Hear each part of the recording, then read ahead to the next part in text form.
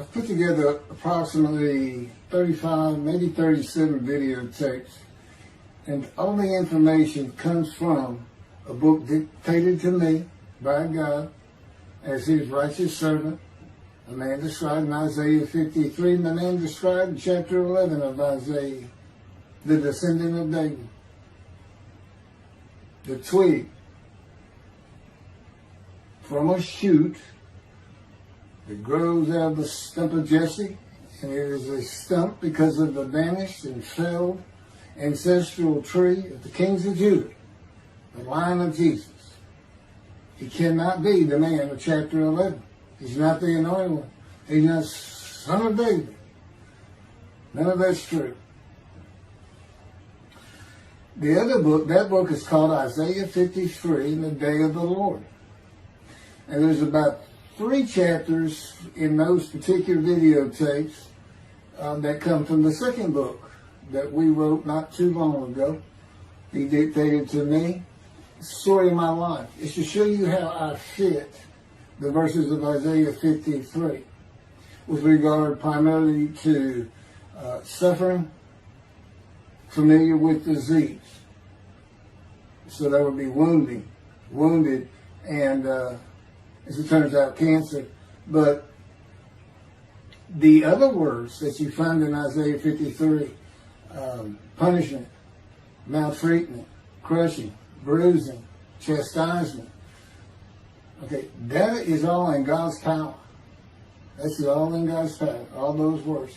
But the books are unpublished, shunned and despised, the kind of afflicted by God, plagued. Nobody understands it. This is so different than the Judaism the Jewish people have been taught. This Messianic era that will never occur. And we know it's not going to occur now once you believe who I am and how you cannot. After the mountain of evidence I have presented that is in those books, just as Moses today would have to say, well, look, I wrote Leviticus. You think I just came up with that? You think I just came up with all this information? That I know how God speaks through an angel and who that angel is?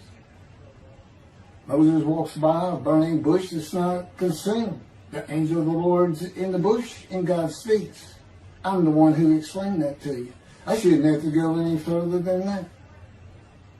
The God says the rabbis, the shepherds, they never listen to my prophet. They think they know everything. Well, I'm going to keep showing that they don't. This is primarily for the people who listen to them and not them. I don't expect them to ever respond. Because by responding, they have to say they've been wrong. Or that's just not what we believe. And so they won't change. The bottom line is they make money on it. That's the bottom line. God had me watch a video of Toby Singer just for this one purpose I'm about to tell you. He said, watch him raise his hand. He raises his hand to do his hair or rub his nose or something, and there's this big, fat gold watch. And that's just how you know this is the God of old. He said, look at that. Look at that. I said, well, he does dive. His skin dives, scuba dive. It might be a scuba watch. He said, that's no scuba watch. That's just a big, fat gold watch for everyone to see. And he makes his money on Isaiah 53. The guy said, at least that's how he really got going. I don't know. I know he has a radio show. But remember, I'm in the fire of refinement. Everything God does with me is to draw emotions because I'm going to be emotionless once I get to Israel, for the most part. He'll let me feel what he wants me to feel. But nobody can get under my skin. You can't bother me. Even if I seem like I'm mad, it doesn't carry over to my insides. And I don't think about it any more than while I'm, as they would say today, on a rant, getting on somebody. But, I bring his reckoning. I laugh. I tell him, you know what I am, don't you, guy? He said, I know you're a lot of man. I said, no, I'm the reckoning. And I am the reckoning. That's what I am. He laughed. Holy Spirit laughed. I said, yeah. I said, you know, righteous servant, David the shepherd, Elijah, prophet like Moses. You know, I like wrath. What's his name? Wrath. What does he do? He brings a reckoning. But anyway, I'm going to go through these early years of mine before God spoke to me. It's chapters 1 through 6. Chapter 7 is God speaks to an atheist, and I've already videotaped that. Walking with God, and something on visions and visuals.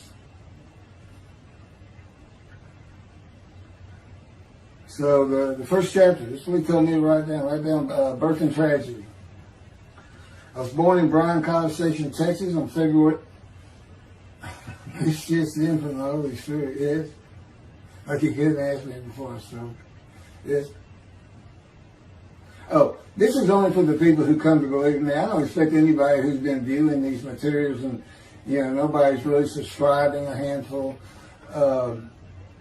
to be believed. Again, I can't imagine. I don't know what you people want. I don't know who you think's going to come to do something different. How are you going to know who David is? I mean, according to Judaism, there is no description of him. How are you going to know who he is? All this being presented, and I know Jewish people have seen it, only 60% of the views are coming from the United States. Now, I don't know if that means 40% is coming from Israel. Probably not. You got Canada, that's be a big follower on my WordPress site. And really just all the countries of the world at one time or another have looked at some of this information as I wrote my blog, and the blogs became chapters. But I'm assuming some Jews have heard of what some man is saying he is Moshiach, and they're watching. Well, this is for those who come to believe, the people who want to be the witnesses, the many made righteous. By my knowledge, by the things I can tell you that God would have me say to you. So, you know, this might be bored to tears with others, but it does show suffering, pain, and emotional pain, my background, and just who I am. Not just some kook out here. You know, people say, well, he's hearing voices. Listen, as a lawyer, and I didn't even do criminal law, I've seen some of these people who hear voices. I promise you, you know that's a person who should be hearing voices when you just see them and watch them for a couple of minutes. That's not me. Excuse me. Okay, I was born in Bryan College Station, Texas on February 21st, 1957. And that's interesting because that's the year the first satellite went up. Russia sent up Sputnik, which was really 3 different satellites, and altogether they were called Sputnik. That is considered the dawning of the age of the internet.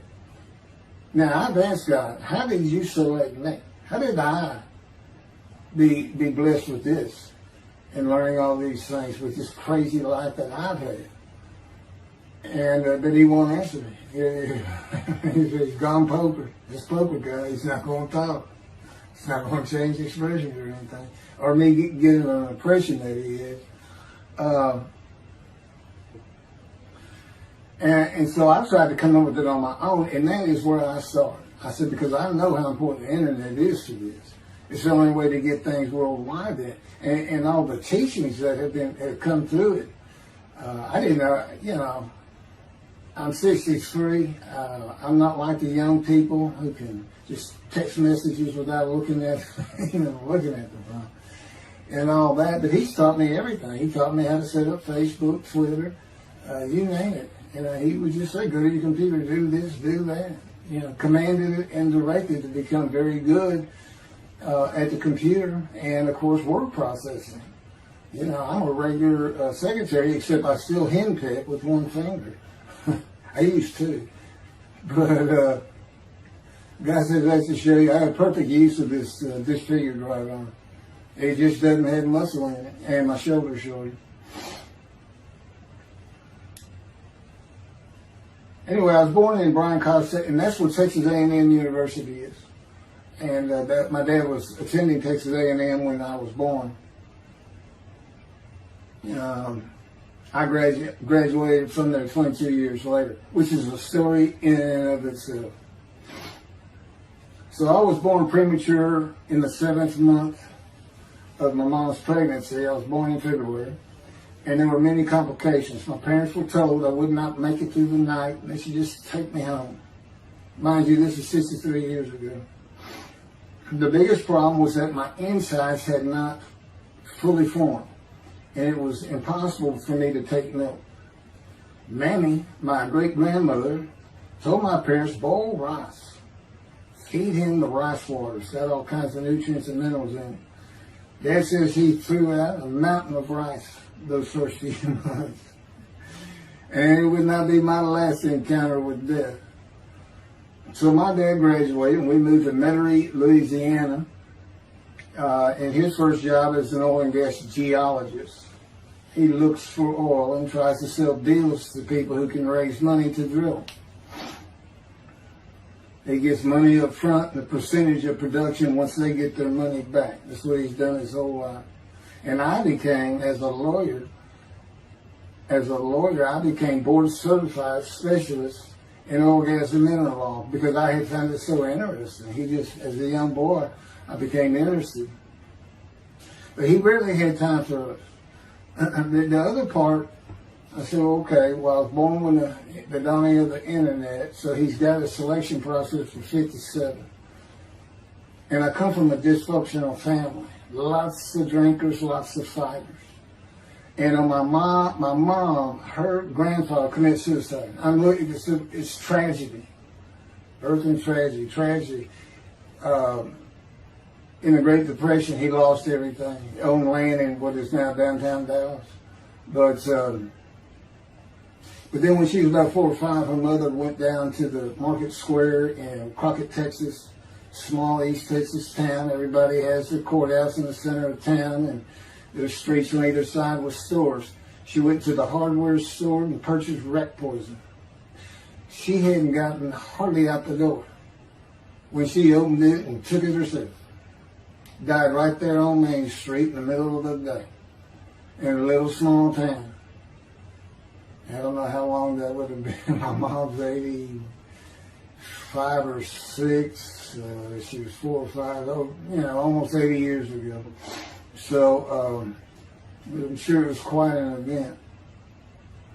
And her dad took her and her sister. Her sister's about 2 years older, to Metairie, and not Metairie, to someplace in Louisiana. But could have been Baton Rouge.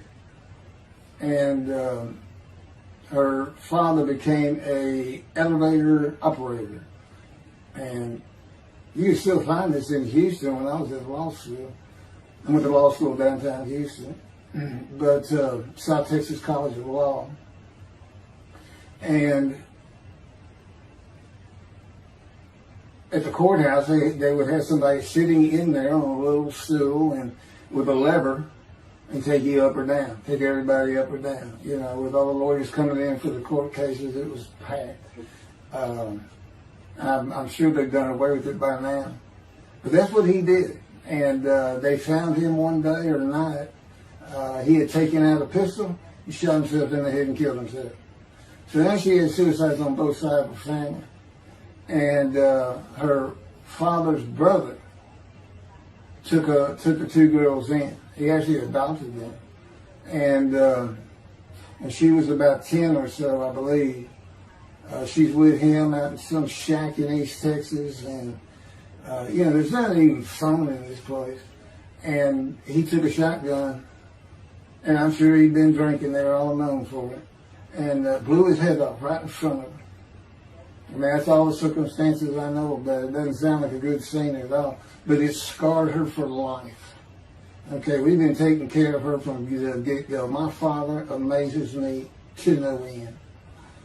What he has done to care for her. See, they knew that was his sweetheart. Eventually, now at 10 years old, that's who he married. And they're both from Crockett, Texas. Small town people. I still take care of them. They've taken care of me for 10 years. Got to me from society. He made me quit law. terminate my law license in Hawaii and Texas, and took me into poverty. I've been in poverty for 13 years until I just now filed for Social Security early. But I give them more than 90% of it to make up for everything they've given me for 13 years. While I'm in God's fire of refinement, learning everything I need to know. And I have learned much. There ain't any question.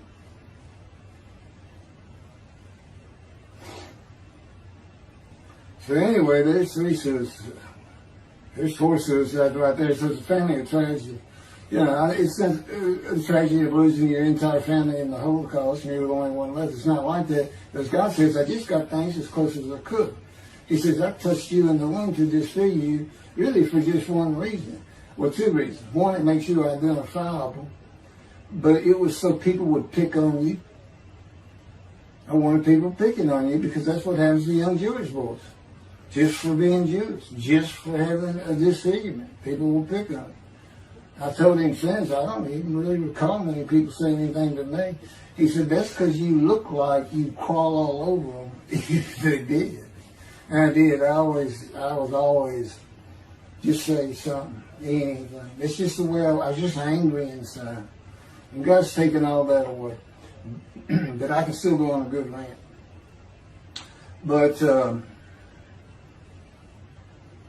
and then my mother in the 60s, young people may not know this, but that's when, you know, the Woodstock and marijuana, LSD, everything started getting big. And at the same time, doctors were just handing out pills left and right. Valiums, painkillers, Percocets.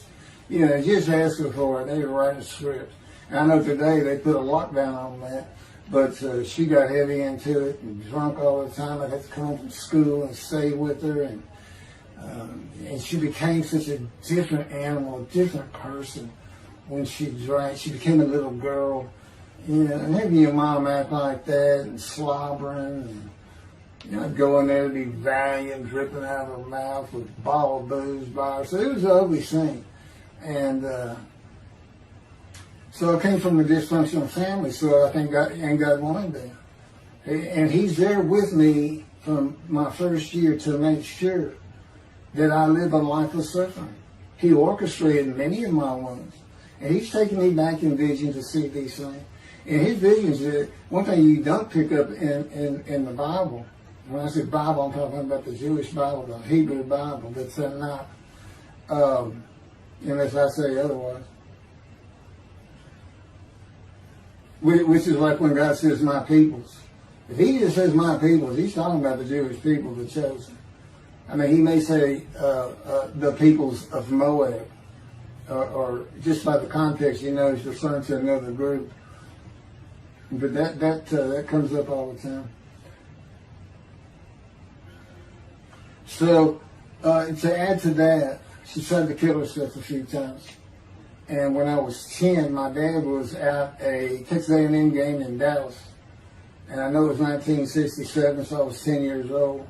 Because I'm very familiar with that particular game. It was against Bear Bryant and Alabama Crimson Tide.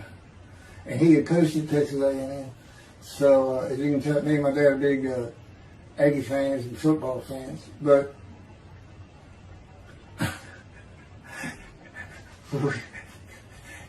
I had been sure we'd be able to see those games in Israel. Somehow it might be taped away. He said, we'll get it. That's the Holy Spirit. We'll get it. I said, he's so funny.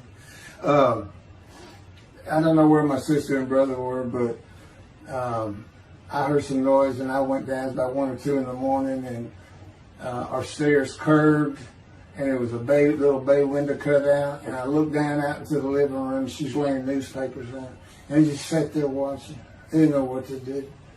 And she got down that paper and took out a butcher knife, not a razor blade, a butcher knife, and opened her wrist up. And this happened again years later when I was in high school. She opened her elbow up, and that was god awful. I don't know. But before she bled out, my dad opened that door. I sometimes think she knew he was going to be there soon, would probably save her. But it didn't look good, and I hated myself for not doing something. Maybe that's why I was so angry. Anyway, because I didn't do anything, I just sat there. I couldn't move. I don't know. I don't even know what I was really thinking, really. But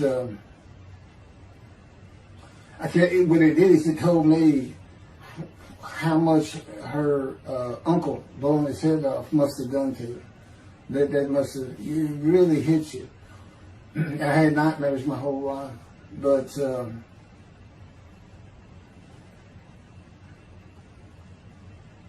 I was 16 when she did the thing with the knife.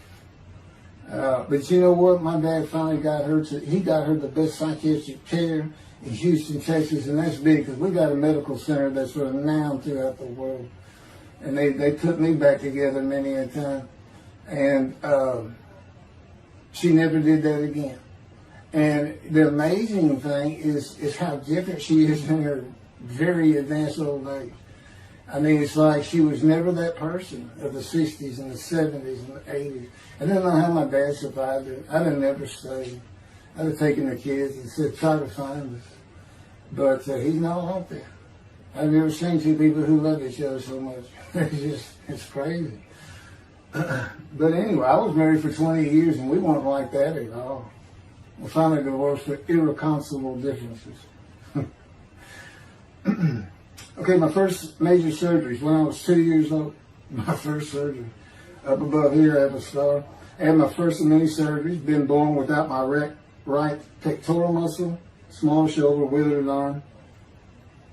And there was some, the movement of my arm was restricted. There was some tissue in here that had to be cut out.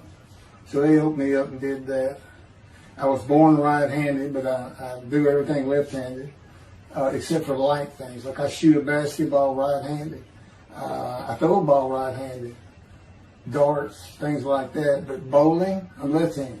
You know, anything heavy. And I was quite an athlete. If I'd had two good arms, I'd have probably been on scholarship. I was already offered a partial scholarship at a small school for track, even with this bad arm. But I just didn't have the fast start. You got to have two strong arms just pushing out in front of you. But I was some kind of quick and fast. So, we moved back to Houston to a place called West University, a suburb. And this little story, I don't even like telling it, but God tells me I have to. And he had something to do with it. But I'm not going to go into that part of it. So anyway, I had decided when I was in second grade, I was tired of school, didn't want to go anymore. I don't exactly know why. I just know I said, that's it, and I'm not going. Dad came to get me up and finish school until I'm not going. And it was on. He was going to get me there. It took him about an hour to get me to the car. Fighting and screaming and running around, hiding, getting under bed. You name it, I was doing it. And anyway, he finally gets me to the school, but he's too tired. He wasn't even going to try to get me out of the car by himself. So he get out, and he goes and gets the principal. Now, my dad's about 6'2", but he's real slim. And but he comes out with his principal, who's taller than he is, and he's a hefty guy. He's burly. Anyway, so they come, they said, get out of the car. I said, I'm not getting out of the car. I'd already locked the doors. And only the two front doors locked, and it was those locks that you pull up and push down. And so my dad used the key, and he opened up, he popped that lock up, and I slammed it back down. Said, I'm not going to school, I told you. He throws the key, they started throwing the keys at one another over the roof. The principal was driving the same thing, and I'm slamming his door, I'm leaping across the car. Man, I don't know how long I went, but they finally, in 5 minutes maybe, seemed like an eternity. I was terrorized, that's the way I looked at it. Anyway, the principal got it open, and I saw that door open, and I got back on the far other side of it, by the steering wheel with my back against the back door. I curled up like a ball, had my knees on my chest, and he reached in to get me, and I unleashed on him, kicking him in the face with everything I had. It broke his glasses, and his orbital bone got shattered. So, Yeah, that wasn't my first principal either. There's another one. So, but anyway, so they carried me in, and it was very embarrassing. I was crying. But again, funny thing, nobody, because I stayed with this same group for 9 years, going to West University and the junior high there that you go to. Nobody ever said anything to me about it. And I knew some of those kids that were in that class.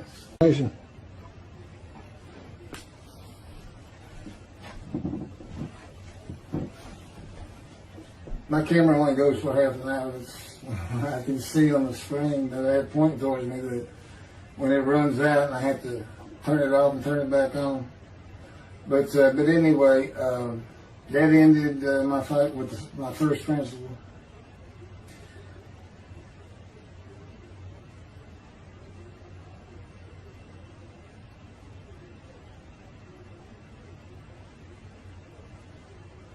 Yeah, here it is right here. I just got to have me put these together. In the 10th grade, the principal of the school told me to cut my hair. You know, I had long, blonde, wavy hair, well past my shoulders. Again, this is, I graduated high school in '76, and this has been junior high, so it's in the early '70s, but it felt like the '60s still. And I kept in a ponytail. It was neat. It was a school-wide policy. I think I was one of the last people to cut his hair. I was hiding all the time. I was always on the alert for the teachers that would turn you in. But I went and got it cut. I told the barber right at my collar. Sat there in the chair and cut it right at my collar as I was instructed to do. And then I was commanded to return to the principal's office. And so I presented myself to him. I sat down in a chair in his office, and he gets up, walks behind me, and grabbed me by my hair, back of my head, and jerked my head back fast. And said, "It's still over your collar." Now, I don't know if I did a backflip out of that thing. I can't really recall. But what I do recall is it took 3 people to get me off of him. And I was permanently expelled from school, which ended up me leaving home. It wasn't a runaway. I'm just out of here. I'm tired of everything and everybody. I ain't going to school ever again. Hate school, always there. That was me. Yeah, they had to pull me off of him. I understand through a friend of mine, he said, "You know, my brother went to that school. He has some stories about that guy." So I said, "It wasn't me. It's him." Second major surgery came when I was 12 years old to try and repair my right knee and just below it. I was running full speed in a field. High grass and weeds with a family dog. And God says he had something to do with what the dog did. For no apparent reason, just suddenly he was running at my side. And he just bolted, he just stopped going straight to the heart of the left and went right between the legs. I go sailing in the air, and I came down on my knees, except my right knee came down on a broken Coke bottle, Coca-Cola. And they used some thick glass back then. It was stuck nose down, way down. It was all broken up, but it was the bottom all jagged that my knee just, they said it went to the other side of your knee. They said, you got that whole field in your knee. But when I got to the hospital, I sat there for a long time. The first doctor that came in and just told my mom, right in front of me, I'm in the room, he said, I can't repair that. It's not repairable. We're going to take it off. You can't use it. And I already knew that because as I started screaming and yelling for my dad, he finally came back. This field was behind our house. There was a chain link fence and then the field. My dad finally heard me. He got over, he saw the blood, and so all of a sudden he's scared to death. I'm going into shock. And he got me to put my arm around his neck, and he said, "Can you walk on it?" And I tried, and it just collapsed. It was useless. It was awful. And then I had to climb over that fence. And my mom was going crazy and screaming and crying. And And he had to go take care of her. I'm sitting in his bathroom with my leg all opened up, and I'm just getting sicker and sicker, nauseated, scared. I was a cripple. And but anyway, they get me down to the hospital. And just, like I said, the first doctors were just like, we don't know what to do. And just right then, and God said he knew he was going to be there. This doctor walks by, and my mom recognized me. And she goes, Dr. Kane. And she runs out the door. Well, this is Dr. Kane. Her mammy that I mentioned earlier, in her old age, very old, maybe been in her 90s, I don't know, late 80s, but living with her sister, broke her hip. And this doctor repaired it. This is a long time ago, people. Repaired it, and she actually walked again with a walker. I remember. But that's who this doctor was. And she said, my son, they're going to take his leg out. You've got to come look at it. And this Dr. Kane actually became the medical doctor for the Houston Oilers. He repaired many in the before and after me. I guess that's what he specialized in. But he was there at the hospital just to do rounds. He wasn't dressed for surgery or anything. But he came in that room, and I mean, he was livid when he looked at my knee and knew how I'd been there for like 5 hours at this time. And he just started barking orders about getting me prepped for surgery, and he takes off to go get prepped. And they literally ran me down to surgery in a gunny. I mean, they were trying. This kind of fear he put in everybody. Anyway, I was in the hospital for weeks, and I woke up with my leg. I was glad of that. They had a cast from my hip to my ankle. And he told me, when I finally was being released, he said, if you put any weight on that leg, you'll never walk again. So, I can't remember, 6 weeks, I don't know how long it was that I had that cast on. It wasn't my first cast, it wasn't my last. Or maybe it was my first. Maybe it wasn't my last. That's another story. We're not getting very far. There's 6 chapters. I'm barely getting through the first one. But what I'll do is I'll just do 6, just like I did with Isaiah 53. I did 6 or 7 videos, 7 I think. But then I joined them all together and put it as one video, the definitive commentary of Isaiah 53, which comes straight from God, by the way. I mean, you can contest what I'm saying all you want, but it makes perfect sense. For the first time, Isaiah 53 is explained. And how did I become the smartest religious Jew in the world who can see that?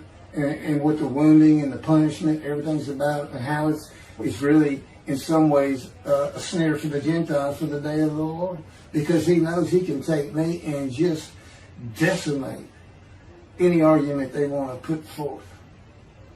You know, in particular, I'm blemished. I'm the Antichrist. In that I am the exact opposite of Jesus Christ. Okay, he's so smart, he was teaching synagogue at 12. Supposedly he was a perfect, beautiful man. I'm disfigured.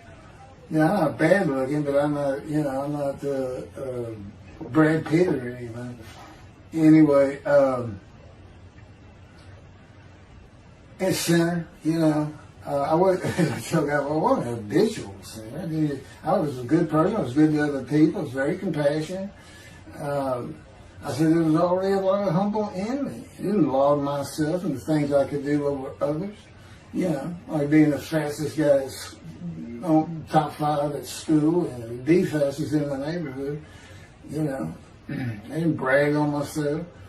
But as he took me back through my life and informed me when things were sin, it just seems like I touched on all of it.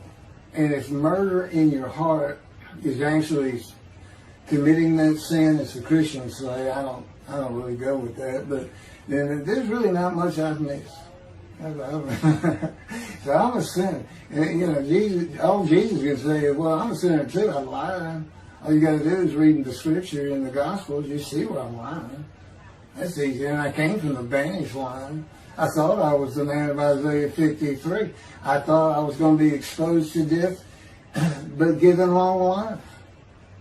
This is what he would tell you if he was here. He said, but you know what happened? They crucified me. And on the cross, I realized I'm not that man. This isn't exposure to death. This looks like a sure thing. Father, Father, Father, why have you forsaken me? That's Jesus Christ saying, I'm not the man of Isaiah 53, and I just figured it out. That's what that is. I ask God sometimes, you sure you didn't have that written? Why on earth would they write that down? They forget about it. We need to forsaken me. That's what it's about, Christians. They got their way. They can explain that being counted a sinner means he got crucified with the sinner beside him being crucified on each side, left and right. So there's three of them, so he's counted a sinner. Okay. It's supposed to be descriptive. It's supposed to be able to find a person to do. You might tell Judaism the same thing. This is to find somebody. It's not the people of Israel. They're all kinds of people. Now we're looking for a guy so God can have a Moses. Why? We have a new covenant. Why? It's the day of the Lord. Why? Jeremiah says so. That's why. It's so easy. The lamb blooms again. Okay, and he's coming to covenant friendship with the temple. So the lamb blooms again at a time when there's no temple. Jerusalem's going to be rebuilt. It's a metropolitan today. This is no Jerusalem of antiquity. The old city might be too big. And I'll make a new covenant with you. I'm going to forgive all your sins and remember them no more. That will cause Torah to be written on your heart. It's a metaphor. When did he do this before? Oh, that's right. Assyrian Babylon exiles. Isaiah was right before. God said, I forgive your sins, remember them no more. They became a holy seed, and what they did? They built the second temple. What are we missing? The third temple. This is so easy. So it is the day of the Lord. There ain't any question of that. I'm just telling you it started with the Russians. So they done stuck me. Those little Russians. And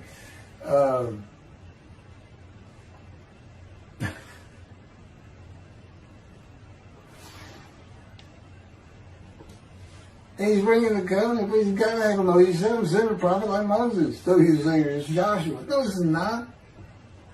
Come to him today, the day of the Lord. And guess what? He gives us a description of him. He knows this is a time of secularism, reliance on science and medicine and doctors. And you got so many more people the only book out there is not the Hebrew Bible. There's a lot more books than that. There's all kinds of distractions, television, cell phones, computers.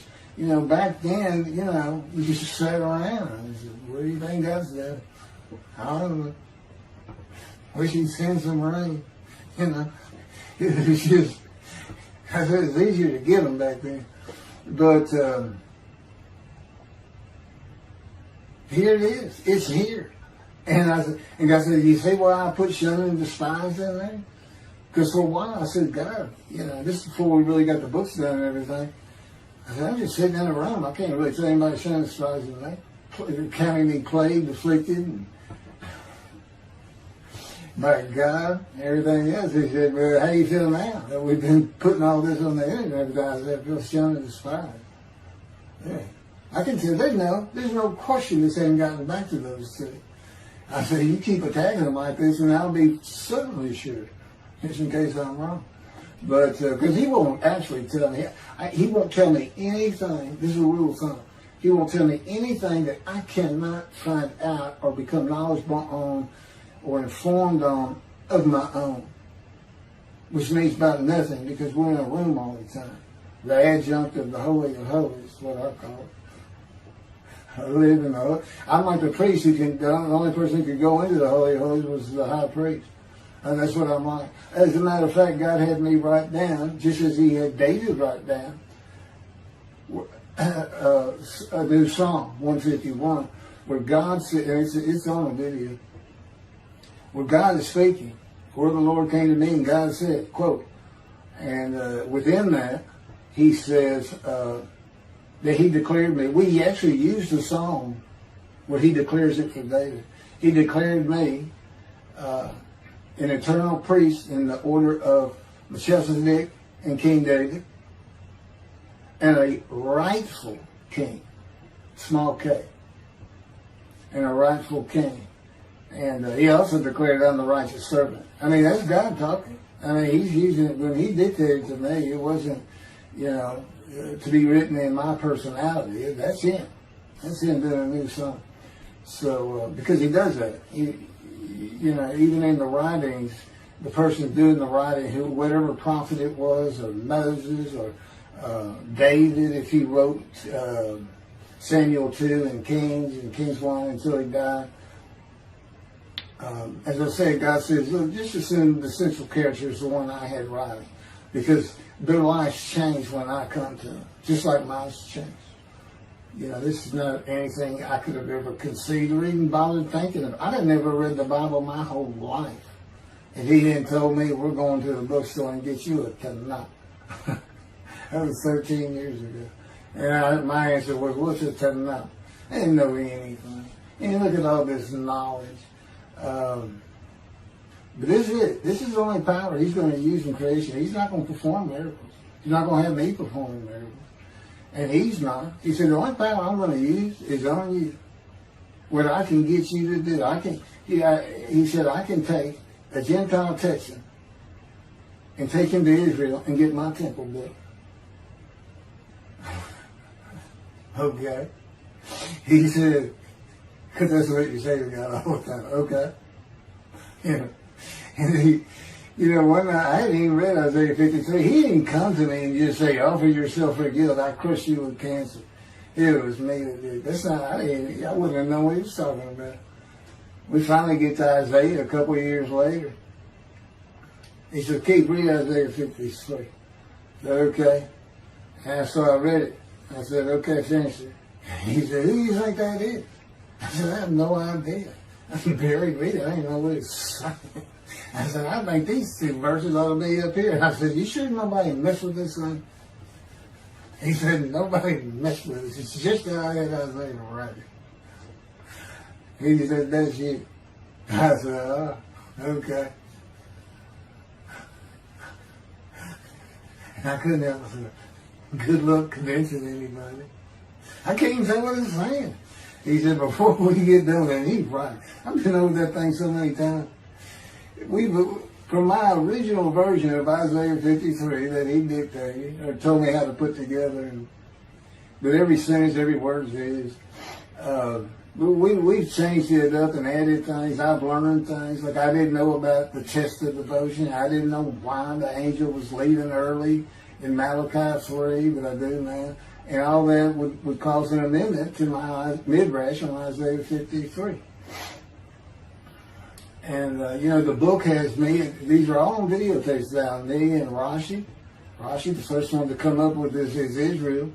And, I look at his answers and I just shake my head sometimes. You should see his answer in Malachi 3 for the angel of the covenant that you desire. There's only a covenant of friendship in the covenant of Jeremiah. And this is his answer. It's midrash, so he just takes a section of the angel is on the way, and it just says the angel of the covenant. And his commentary is the angel that avenges the revenge of the covenant.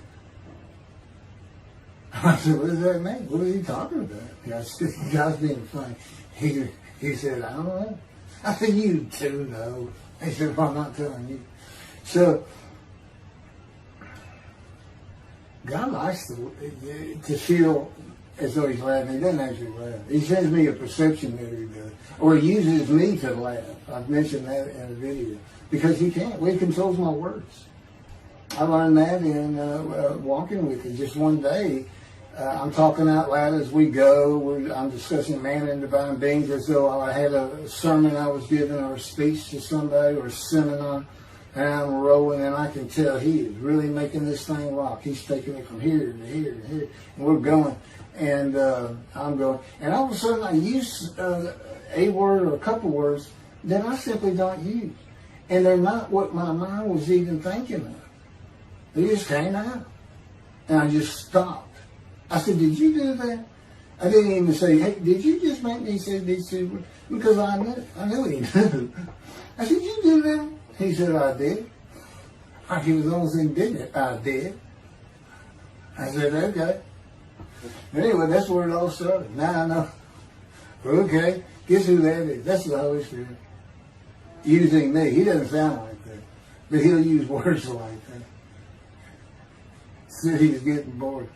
They like to cut. Let me just say this. This is part of God you don't know. And it's not all the time. It's some of the times we do tend to get kind of silly in here. But,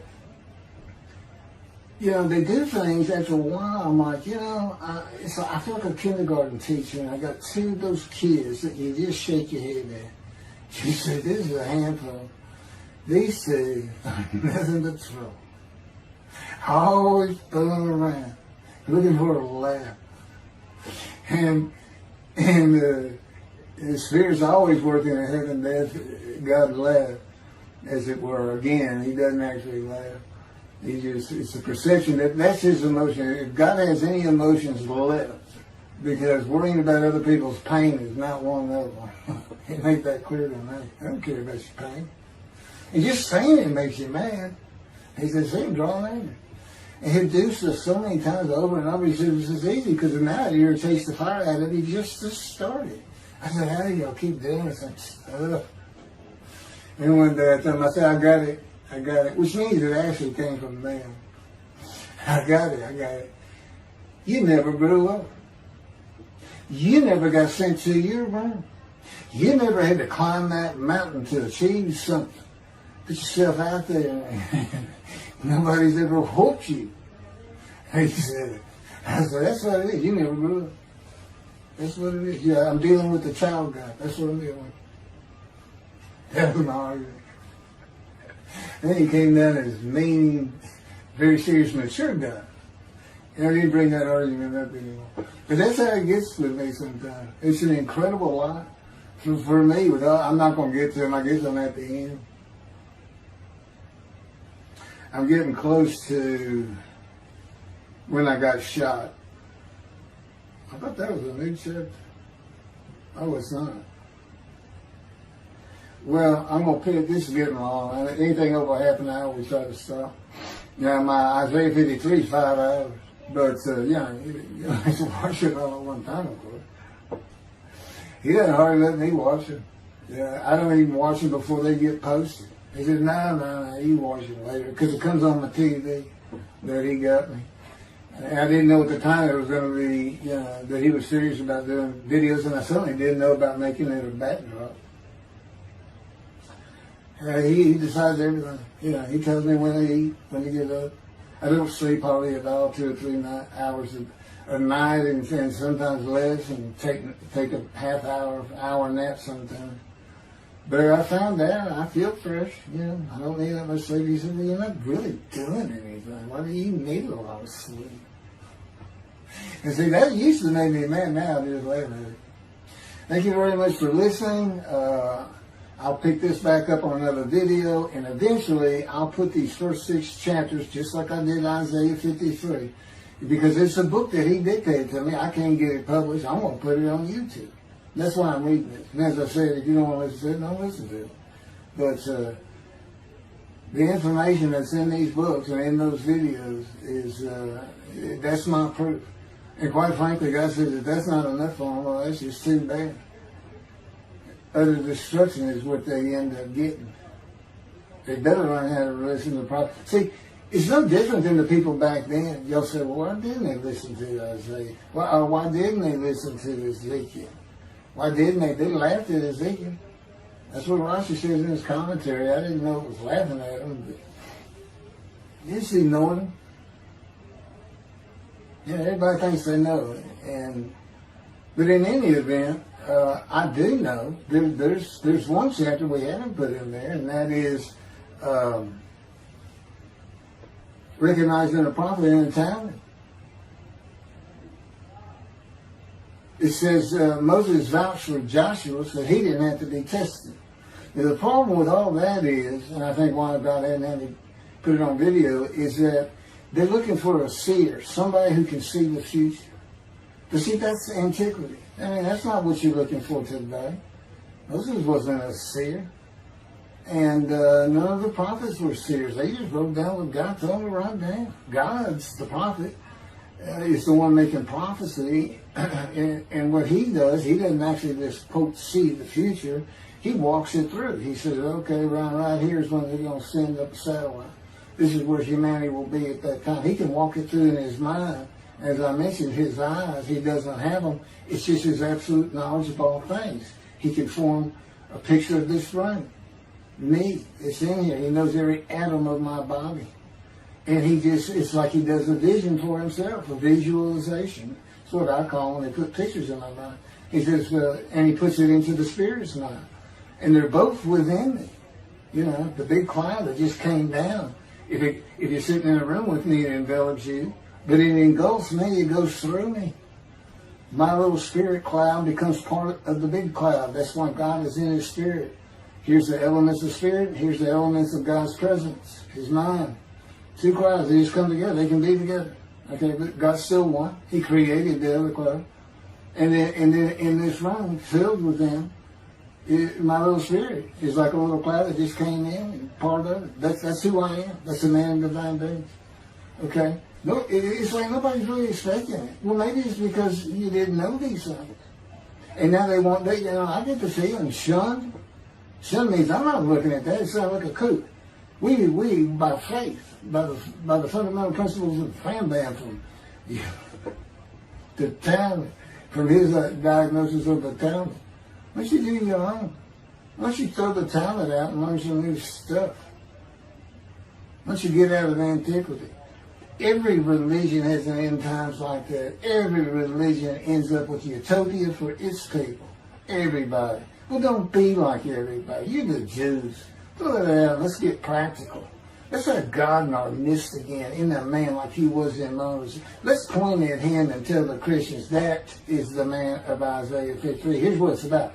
God says he's coming back. He told us, we're not waiting on him like you. And he said when he was coming back, he false prophesied 5 times. He ain't coming back. He wasn't who he thought he was. He told us on the cross. I'm not the man of Isaiah 53. He tells us. What else was he doing? Well, why did you forsake me? I'm about to die. What do you think he's talking about? What do you think he's thinking about? You're not supposed to die. He thinks he's the man of Isaiah 53. So do they. It's just mind-boggling because I'm the man. And there's nothing about me that says Jesus Christ. Nothing. You should hear me cuss God. I cussed him trying to die. I begged for death 1,000 times. He said, it's not been 1,000 times. I said, it's been hundreds. He said, well, that's true. You have cursed me more than any man in the history of mankind. And he said, and you did it face to face. And I said, you shouldn't make me so mad. He laughed, y'all. He laughed. When I'm cussing him, he makes him laugh. And oh, you're kidding, that story? He gave me his perspective. This is how he did it. He said, Keith, imagine you created ants. And ants are living beings. In other words, they can think and they have emotion. Okay, you get a great big ant farm over here in your room. Okay, you decide you're going to get one ant to get all the other ants to do stuff. But you got to get him ready. And you get him ready the way I'm getting you ready. Now, he's mad at you. Right? I said, yes. Yes. And he said, now, imagine, I'm always laying in this bed. I got a big table. It's got a microwave on. I put my computer on. I got a big fan I like to have on. And he said, look over at that table. Now, imagine that ant got loose. And he is crawled up. And he is standing on the corner of that table. And he is giving you the what for in ant language. I mean, he's going. And he's turning around and shaking his butt at you. And he's cussing. And all this. And all you got to do is go bump. And he's gone. I said, that's funny. And it is. And that's how that's what it does to him with me. The spirit will rile me up. I call him a troublemaker. Troubler. He's so funny. But God's so humorous. There's a difference in their humor. Okay, I'm told that does wrap it up. I'm going to pick up a gunshot. I guess it was forcing the accident to my knee. They ended up opening me up from between my breast and my pelvic bone, and now it's been 3 times. And eventually, the lung cancer and colon cancer and skin cancer. But the lung cancer is when they told me, you should have died from the colon cancer. He said, but this is it. We can't fake that. It's too advanced. You're gone. And prepare to die. That was 20 years ago when the planes hit New York. It was the planes hitting New York that got me up off the ground one last time to see one more doctor. The life of God's righteous servant of Isaiah 53, chapter 3, gunshot. Shortly after I recovered from my knee injury, I moved to Fort Lauderdale, Florida. I was not happy about it at all. It turned out to be a lot of fun. I made some great friends to celebrate my 13th birthday. My only injury in Florida was having my front teeth shattered and knocked out, requiring caps, which was more of an ordeal than I would have imagined. We returned to West University in Houston after 2 years. My mom was not doing well at all, and it was getting close to her second suicide attempt. I was back with my old friends and did not have much supervision from home, and I failed ninth grade. I made my own decisions, and I rarely listened to others. After being set back a year at junior high school, I made a few new friends, which led to my next serious injury. My best friend was a Spanish Italian whose father was from Sicily. And he kept a machine gun in a violin case in his office at the restaurant he owned, where his son and I were waiters. It was called the Godfather. My friend was the best pool player I've ever known or played with, an absolute natural. I will call him Antonio, but that's not his real name. Antonio's girlfriend was a Jewish girl. I will call her Rebecca, but that is not her real name. Antonio was a Catholic Christian. Rebecca did not practice Judaism, and Antonio did not go to church. I was a confirmed atheist, and we never talked about God or Jesus.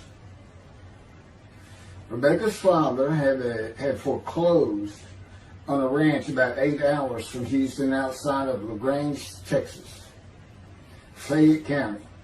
LaGrange was famous for the Chicken Ranch, which was an illegal brothel that operated from 1905 until 1973. The business served as the basis for the 1973 ZZ Top song, LaGrange, and the Broadway musical, The Best Little Whorehouse in Texas, as well as its 1982 film adaptation. T.J. Forney was known as the meanest sheriff in Texas. In the coming weeks, I would be interrogated by him outside of Shock Room 3 at Dental Hospital in Houston. This is an excerpt about him from an internet article. It was the most one-sided Texas battle since the Alamo, as 100 citizens watched disbelievingly in the dusty little town of LaGrange, their beefy sheriff, T.J. Forney, reached into a black 1975 Continental Mark IV and began to shake by his $300 suit Marvin Zindler, the star consumer crusader of Houston, Texas. That's from People, June 17. Next, the sheriff tore off Zindler's blue-white toupee, waved it in the air, and then finally ground the rug under his cowboy boots. Behind Forney's fury was the fact that on Zindler's last assignment in LaGrange 18 months before, he had filmed an expose, which resulted in the closing of a critical part of the local economy, the Chicken Ranch, a legendary body house. Antonio, Rebecca, and I first went up to the ranch in the summer of 1975. It was a small ranch house and small lakes with horses roaming around loosened pastures. We decided it'd be fun to try and catch one of those horses and go riding. The next time they went to the ranch house was in Rebecca's father's Mercedes-Benz. Two-door convertible Mercedes-Benz. I sat on the hood of that Benz with a lariat while she tore through fields trying to run down a horse for me to rope. The horses could turn too fast, and we never got close enough for me to rope one. What we could and did do on the next trip was bring guns. A 30-30 rifle, shotgun, and two 22 caliber pistols with holsters. As a backdrop, Antonio and Rebecca had broken up as boyfriend and girlfriend, and her attention had turned to me. I did not believe that caused any friction between Antonio and me, but it should have.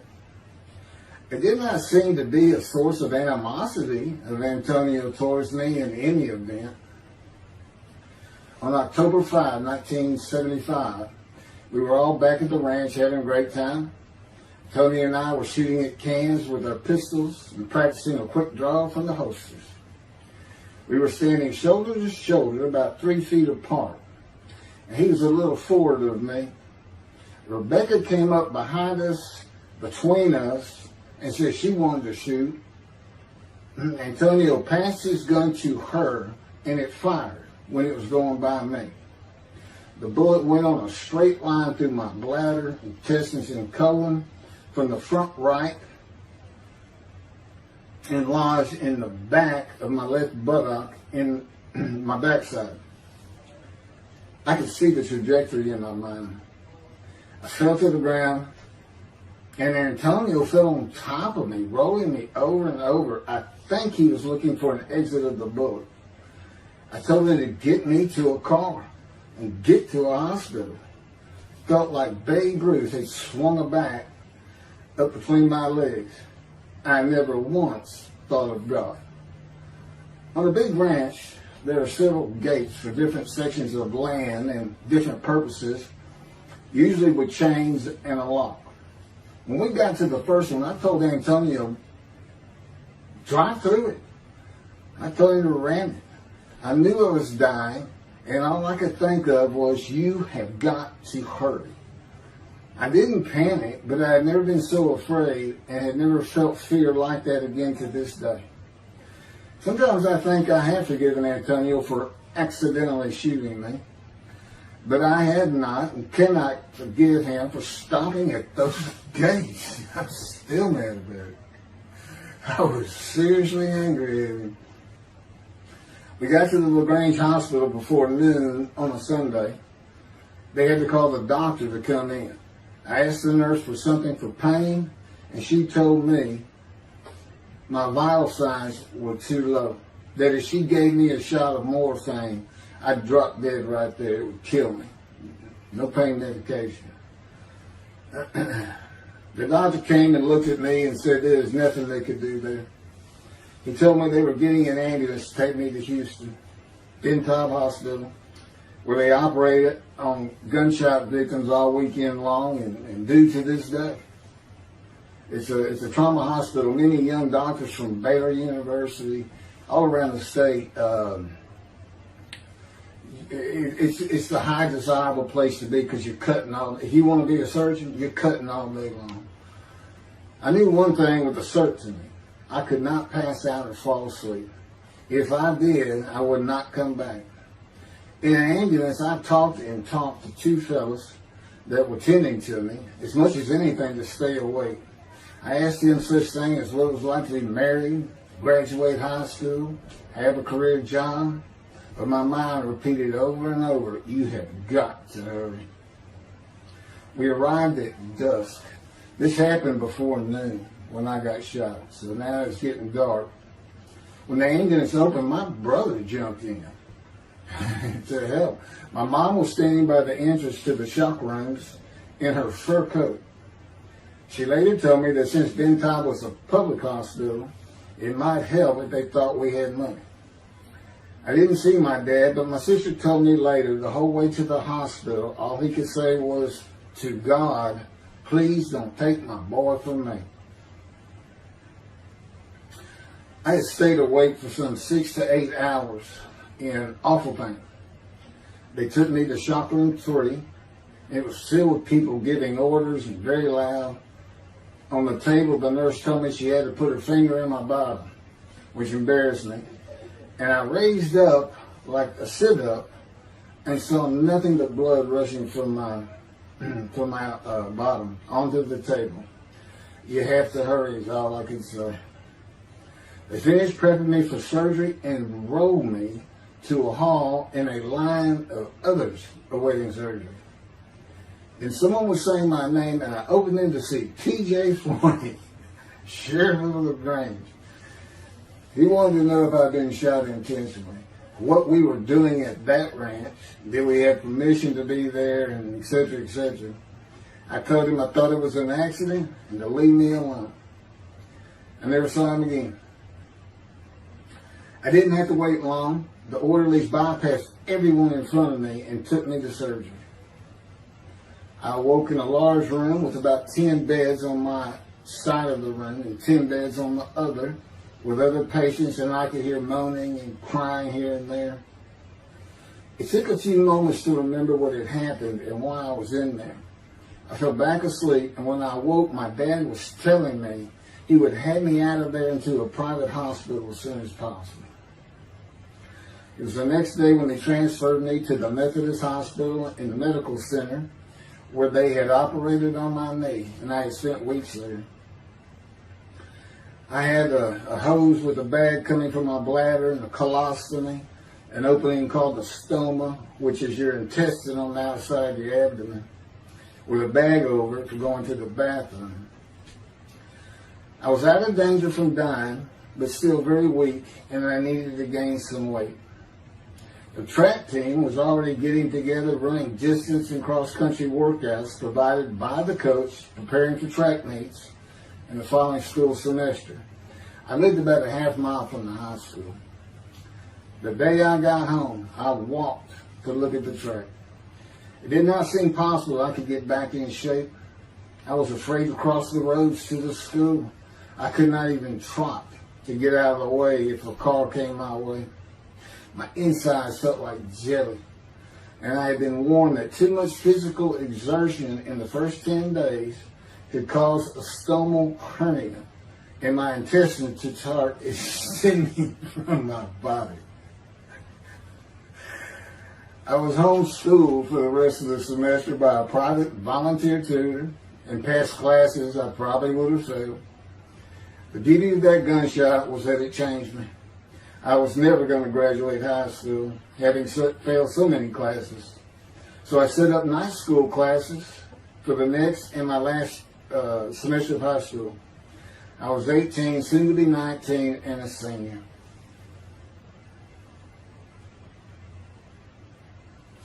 Chapter 4, College and Law School.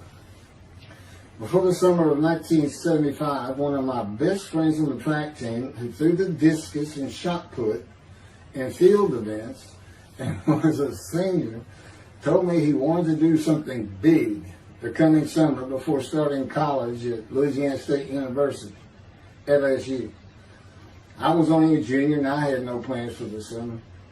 He mentioned this to me, and I began thinking about how long it had been since I had been to Colorado. My father, who had really good years and many so-so years, depending on how the oil and gas industry was doing. And when I was in junior high school, he had sold some prospects that completed a few wells and had purchased a condominium in Pagosa Springs near Durango, Colorado. My friend's name was Keith Miller, and I called him Miller.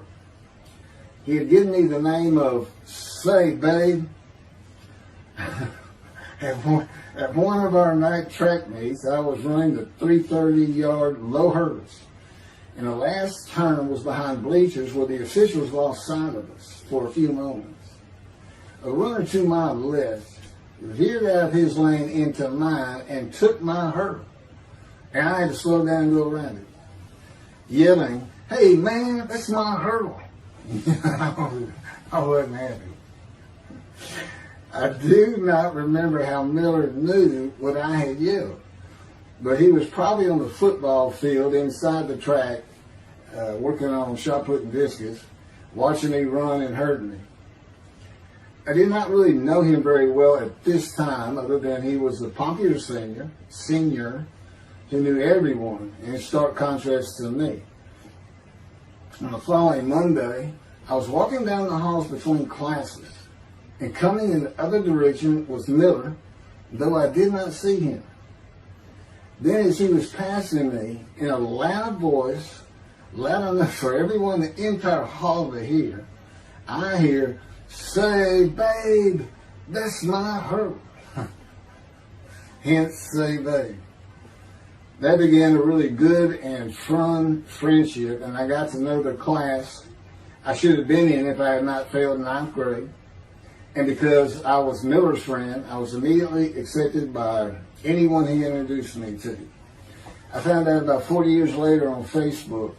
I looked him up and we friended that he's Jewish, and particularly because of his brother. He's got an older brother, and they look just alike.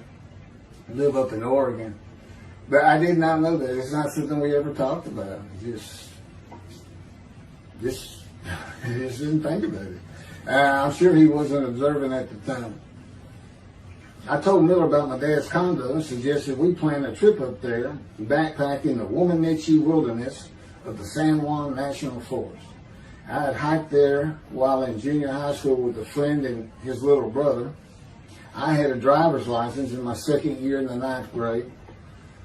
The prominent 13,000-foot peak is 10.7 miles from the town of Silverton, which began as a silver mining camp in 1873, and that is where I plan to take Miller.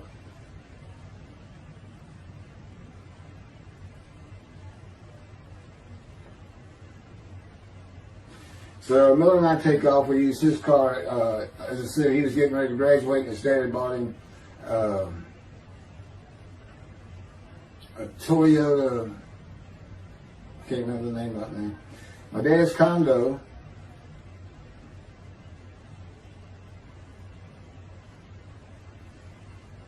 was about 60 miles from Durango, where a train depot is located that runs a train through the Womanichi Wilderness to Silverton. The train is an authentic, narrow-gauge, steam-powered, coal-fired, scenic railroad train ranked one of the top 10 scenic railroads in the world. It's something else. It stops twice in the same places to let off and pick up hikers and backpackers in the Animas Canyon of the Womanichi. At top speed of 18 miles per hour, it takes the train 3.5 hours to travel the 45 miles from Durango to Silverton. Oh, here it is. Miller had a new Toyota Celica. And after a day and late into the night, we made it to Pagosa, slept, and we're at the train station before the first departure the next day. I don't know what the problem was, but the train was not going to run that day. So we couldn't get to where I wanted to take him. It's just too far.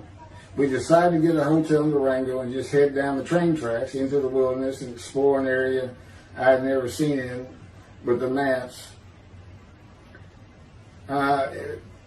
We got lost. And at one point we decided, let's just put these backpacks down and you go that way and I'll go this way. Well, we did that. We met back up, and then we couldn't find a backpack. And we did finally find them. We slept that night, and we had a big black bear episode because we had left some food out on the ground, which we shouldn't have done. And but anyway, we ended up making it back, and we had one of the best party nights I've ever had in my life. We hit the main street in Durango, which is a tourist hotspot, and we hit every single bar.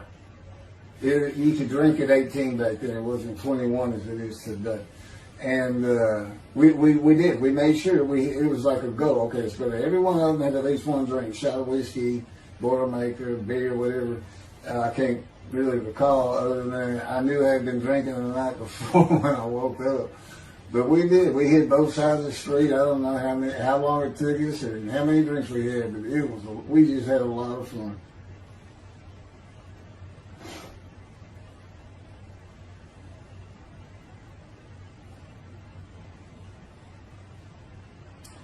Okay, I'll be coming to chapter, well, I guess it's 4.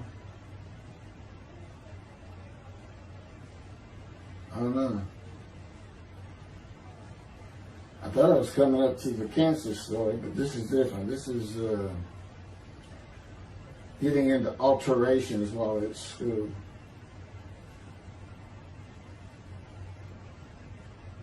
So anyway, I was shot on October 5, 1975, and by early December, so it was October 5, and then in early December, I had surgery again to put my intestines back together, which was, it was dicey. They kept telling me, we don't know if we can reattach.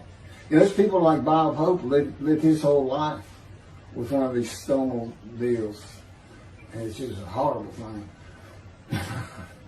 It was successful. They put it back together, and they removed my bladder tube. The girl next door, who I had never talked to other than to say hey or hello, and who also went to high school with me, had been coming over daily, and she agreed to be my girlfriend when I asked her a few months later. I did my night school and graduated last in my class, or close to it, of over 400 people. In late December, I began running with the track team. Now, I had surgery early December, and I already got out there with them, which was difficult. Pulling 2 tires on the cinder track, there was a rope, 2 tires, and you put a harness around your waist. I had to put mine high up on my shoulder. On the cinder track for a lap and a half, 660 yards with 2-minute intervals, 6 times was the toughest. My speed and quickness were still there, but distance running and my endurance, it took quite a while to come back. In early February, just about 3 months after being shot, I won my first 120-yard high hurdles race at a track meet that was fast enough to qualify at the upcoming district track meet for the regional track meet.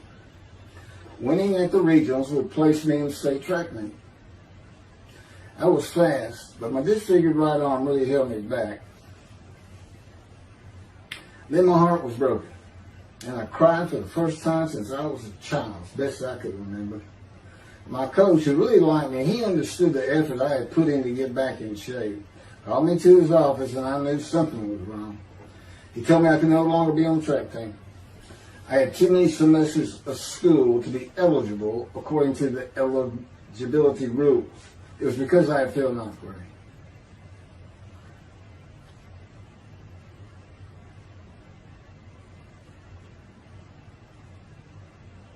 And of course, I had no one to blame but myself. Skipping school all the time, just not trying or caring about learning was why I failed. I was not lacking in intelligence and common sense, as many people thought of me. I could and often did read a complete science fiction paperback book during the school day. One day. I get them from my brother. I just sat in the back of each class and read my book, and the teachers always left me alone. I also was suspended from school a couple of times for fighting. First fight was in the gym in the bleachers with the principal on the floor telling us the do's and don'ts for the second semester of the 10th grade. This is 2 years before I was shot.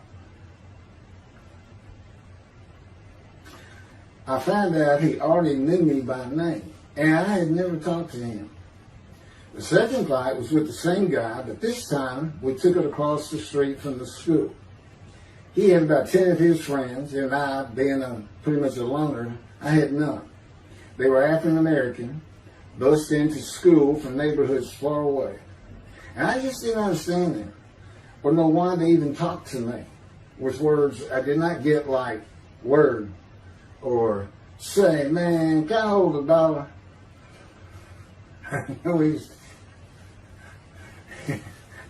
That is what started the fight in the bleachers. I hear from behind me, and one stood to my left, saying, man, can I hold a quarter? I turned around and just looked at him. And finally said, I did not have a quarter.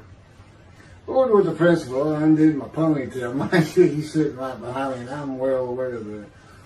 And I brushed my long blonde hair and then reached into my pocket for some chapstick for my lips. When I pulled my hand out with the chapstick, turned out I did have a quarter. And from behind me, I hear, "Say, man, you said you don't have no quarter."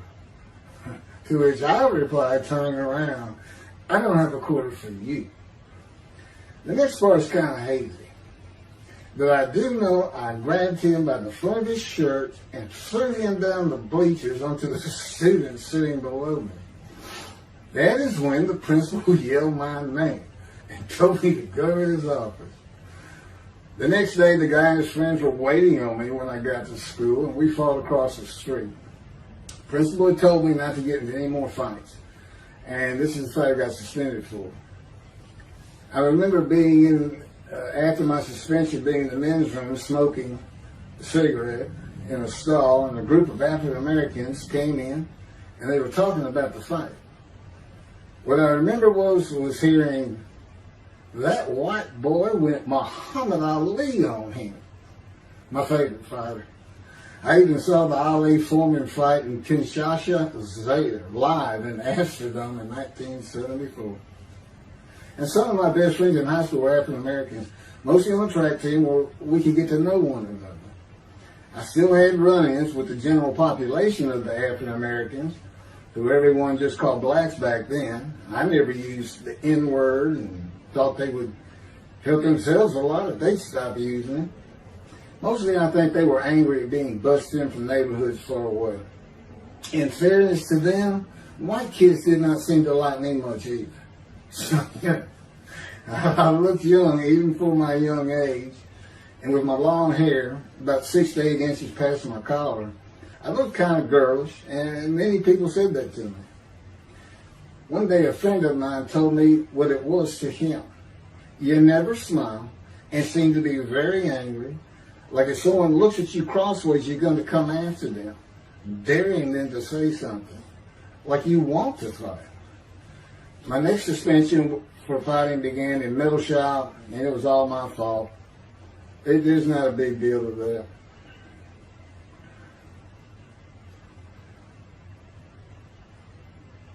The last fight I was ever in came right before I was gunshot at the ranch. The accident really changed me and the way I looked at life. I never got in another fight after I got shot. It took some of the fire out of me. My longtime friend from junior high school and I were at Memorial Park at night and walked down a train track that ran through the woods, away from the streets and recreation areas. We went to the center of a long railroad trestle bridge that ran over a bayou to wait for a train to round the corner from either direction on a single track. When a train would round the corner, we had to run and jump off the trestle after clearing the bayou. We were drinking beer. As we were sitting, we started talking about the price of gas at 44 cents a gallon in 1975. Anyway, the trains weren't running. We got up to leave, and as we're walking down the steps, he said something about my father and about how to find oil and gas. And I turned around and just hit him with everything I had, with my right arm. And I realized, what a stupid thing to do. I called him the Big Sweet. He's huge Norwegian. His hair was white and long and longer than mine. His hand was the size.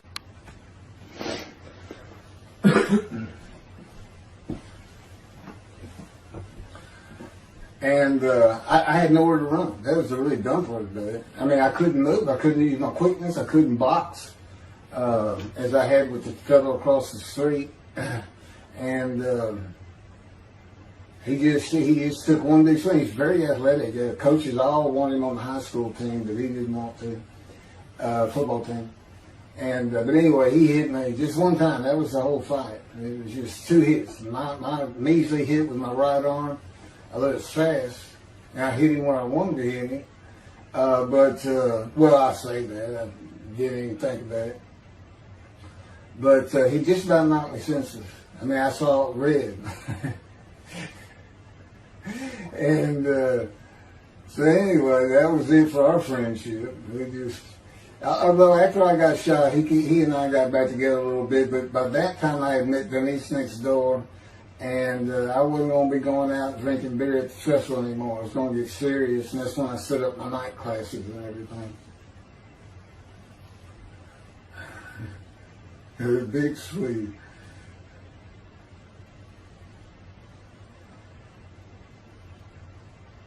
After the gunshot, I stopped seeing old friends, including Antonio and the Big Swede, and spent all my time with Denise from next door. I knew I wanted to be someone who succeeded in life. My dad always told me when he was angry with me that with my smart mouth, I was never going to be anything but a ditch digger or a lawyer. While he said lawyer in a derogatory way, he got me to thinking I'd like to be a trial lawyer. I had to get into college first, and the only school I wanted to go to was Texas A&M University. Anyone who had ever known me would tell you that I was not even close enough to being smart enough to go to any college, much less Texas A&M. I would tell you I had never applied myself to the task of learning. Texas A&M denied my application. I called them and pleaded and argued, and finally admissions said that if I came for the summer semester of 4 classes and maintained a B average with no fails, they'd let me in. I did it, barely. I almost failed calculus and got a B. Just a quick thing on Texas A&M, because it relates to World War II, which always makes me think of the Holocaust, and how many Aggies were involved in that. Texas A&M enrollment began on October 2nd, 1876, and admission was limited to white males, and all students were required to participate in the Corps of Cadets and receive military training. Many Aggies served in the military during World War II, with the college producing 20,229 combat troops. Of those, 14,123 Aggies served as officers, more than any other school, and more than the combined total of the United States Naval Academy and the United States Military Academy. During the war, 29 A&M graduates reached the rank of general. Texas A&M is more than a great university. It's the home of the Aggie family with a long history of spirit and tradition. And I'm going to pass through all that. You can read, I got all this from Wikipedia.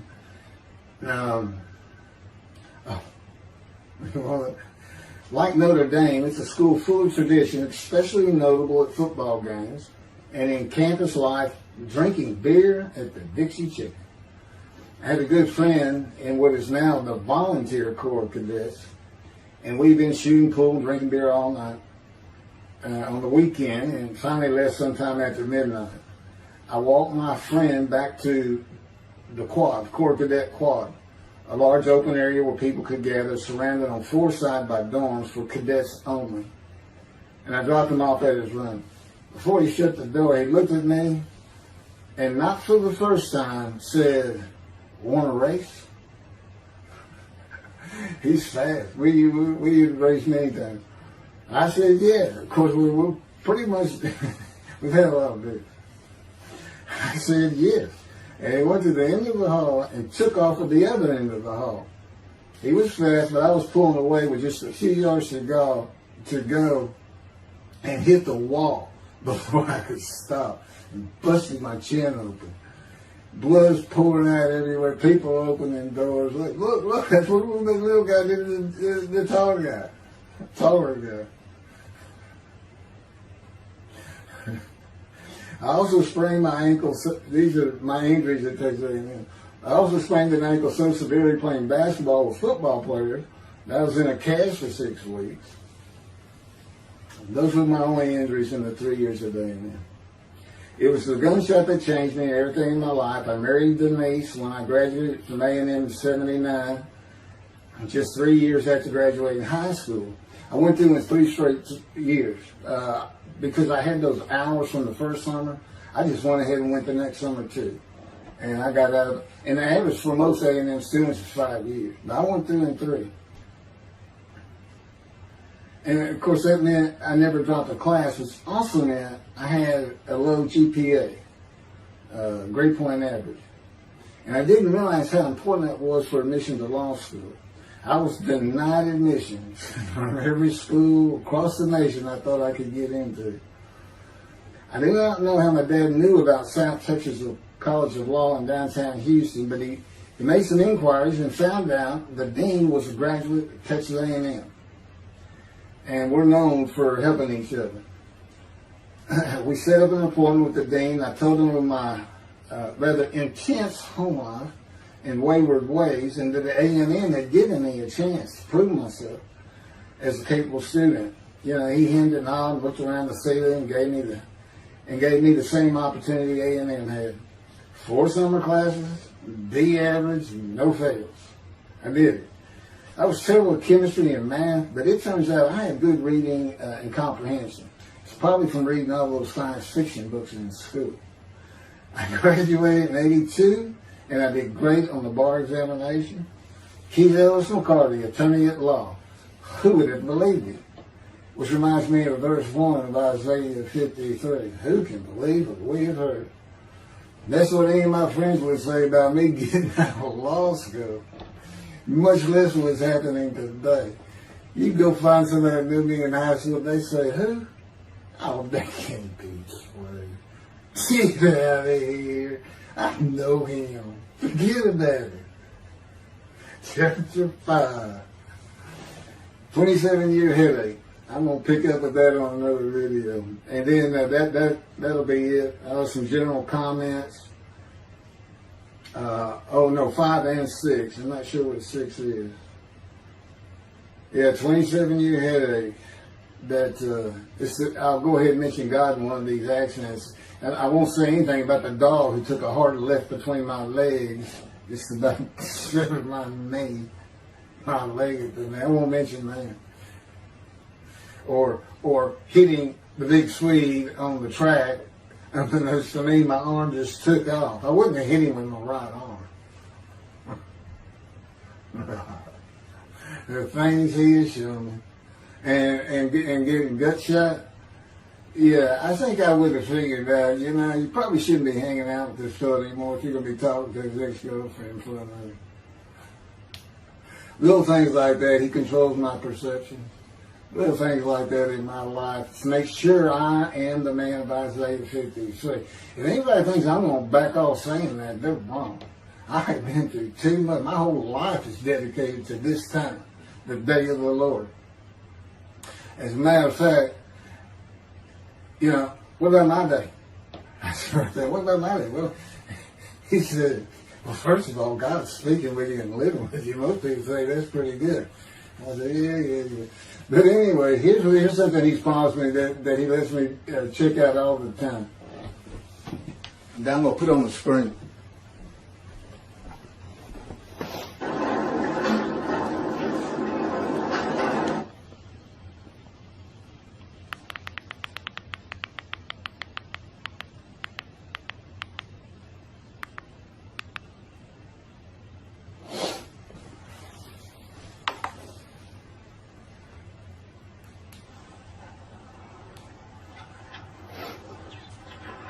The Radiant GP Cycles, Shorties, Slip-Ons, Code Startup.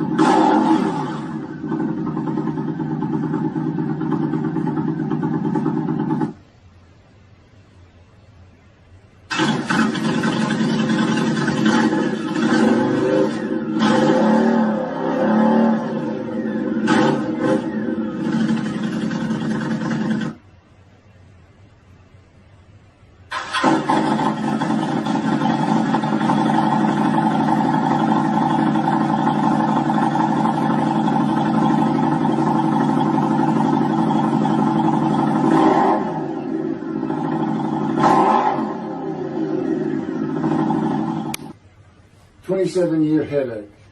Chapter 5 of the life of God's righteous servant of Isaiah 53. The same year I graduated from law school, 1982, my son Justin was born. In 1985, my daughter Brooke was born.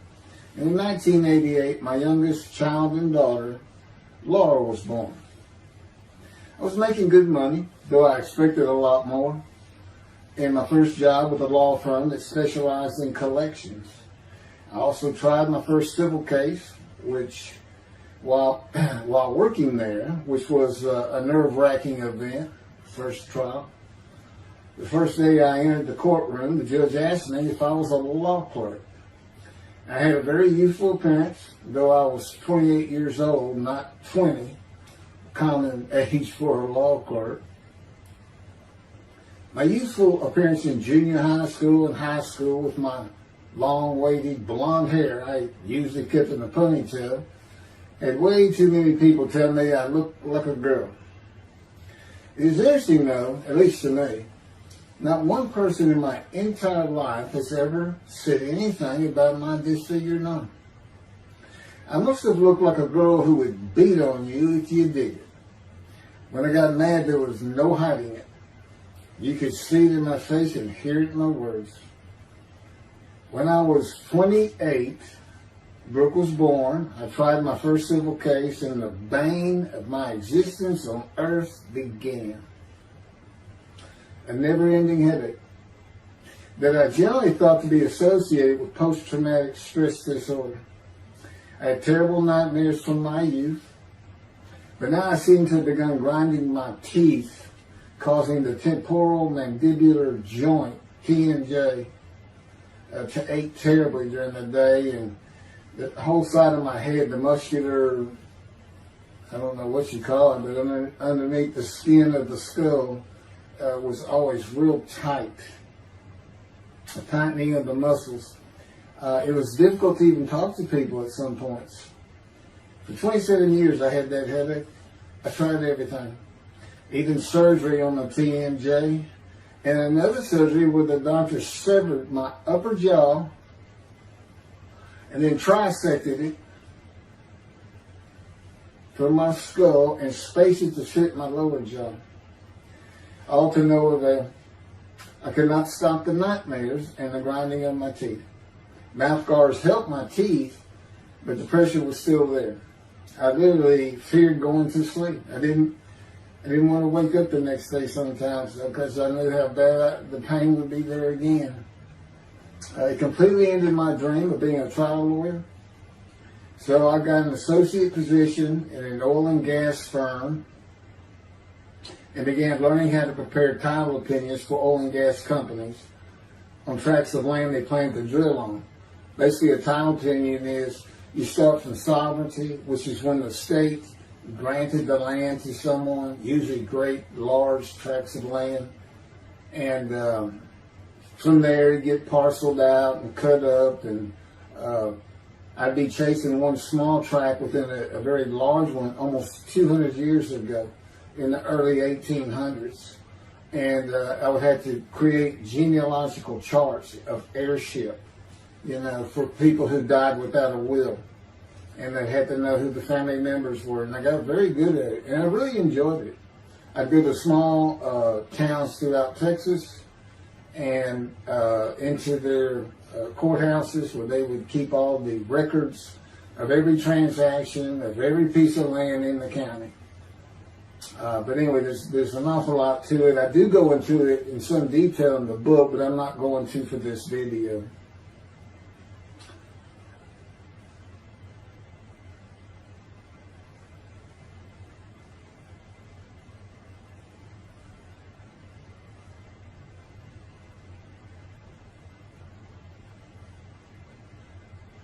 Eventually, I had my own firm. It's just me. In my own office, and I was doing very well, though billing hours for title work is generally lower than other areas of the law, by the hour. But I had also been involved in multi-million-dollar sales of production between oil and gas companies, probated wills, prepared affidavits of heirship, worked with landmen to fix title defects, appellate work, including arguments before justices, plea bargaining in criminal cases for defendants, and anything else that came my way. Then it all stopped, and once again I was fighting for my life in 2001. This is chapter 6, skin, colon, and lung cancer. Oh, just, God would have me tell you, he gave me those headaches. When he came to me, I stopped having nightmares. He provides my dreams for me now. And often as a learning experience. But the grinding of the teeth, everything stopped, and I thought it was just because I wasn't having nightmares. And took away any symptoms of PTSD, for which I was receiving money from an insurance company for disability, partial disability. And that went on for about 7 years. Then one day we're out walking, year 7 of 13, and I had that headache. It just came, and I just stopped. And I said, "You got to be kidding. You did not give me those headaches." He said, "Yes, I did. It's necessary. You are considered the suffering servant of Isaiah 53. You had to suffer your entire life until you're suitable for my purpose," and that includes fitting every verse of Isaiah 53. At that time, I had finally read it, 7 years into all this. It was about year 2, I think. But yeah, he did. And, you know, I ended up taking painkillers left and right and drinking with it, as so many people do. I was able to maintain, you know, my life, my work, and everything, but it was enough to put the strain on my marriage that I pretty much blamed myself for it. And I told him I did it. That's the only time I got hot. Disfiguring me, gut shot, those things, they didn't bother me. But I said, you know, you hurt my children terribly with that. Because I became a bad father. I mean, I wasn't the father I could be.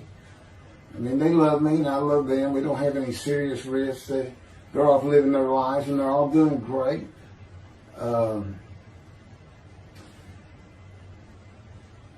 But if they consider themselves anything, they're Christians. And although I don't think any of them are overtly religious, or that they're in church every Sunday or anything like that, but you know, when I started going to the conservative synagogue here in town, and I told them I was converting to be Jewish, they're pretty much just that. Just saying I would be a Jew, I guess. I'm not sure that I didn't believe in Jesus. It was probably more of it, God says. But really haven't talked to them much at all in 7 or 8 years. So, but anyway, so God gave me the headaches just to make sure.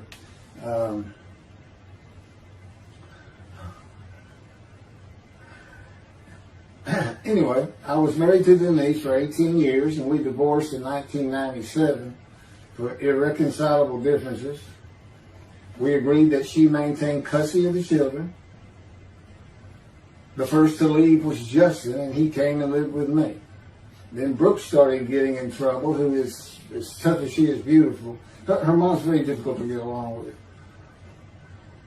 Justin was a lot like me at his age, and trouble followed him everywhere he went.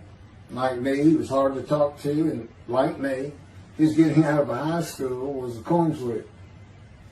He's doing great. He learned the oil and gas landman business, and I helped him out as much as I could, and friends of mine helped him out even a lot more. And he's very successful now. Married, no children. Laura's married, no children. She's got a great job. And Brooke is married with 2 children. I have 2 grandchildren. Long life, see his children. You'll see what I'm talking about, long life, when I get to lung cancer that God chose to crush me with. Something had to be done, and to make matters worse, Denise had met a man and they were going to get married. But he didn't want Brooke. to be part of their new family, or Justin for that matter. He wasn't going to go stay with them anyway. Now, I had 2 of the children, and she had 1, but all still in her custody according to the divorce decree. So anyway, I stopped paying child support on those 2, but had not gotten around to the proper revision of the divorce decree when I took Justin and Brooke with me to live on the Big Island, Hawaii.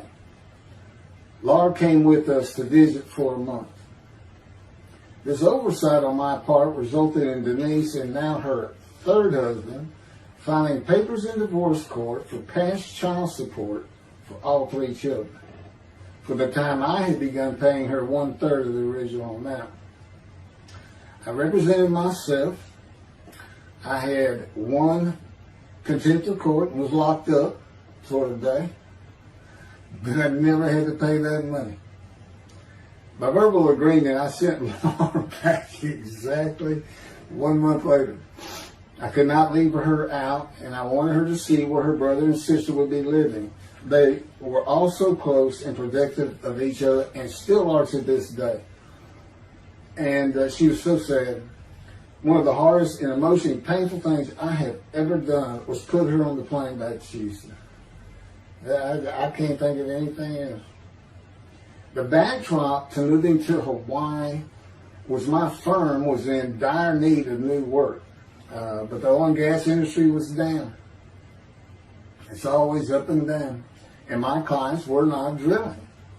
A landman I knew called and said his sister in Hawaii, a brilliant eye doctor, but not a good businesswoman, needed help resolving creditor issues stemming from her new offices and equipment purchases. I told him it was a good time for me, as things were slow, and who's going to turn down a free expensive trip to the Big Island, Hawaii? So I went and took care of everything without charge, but of course everything was paid for.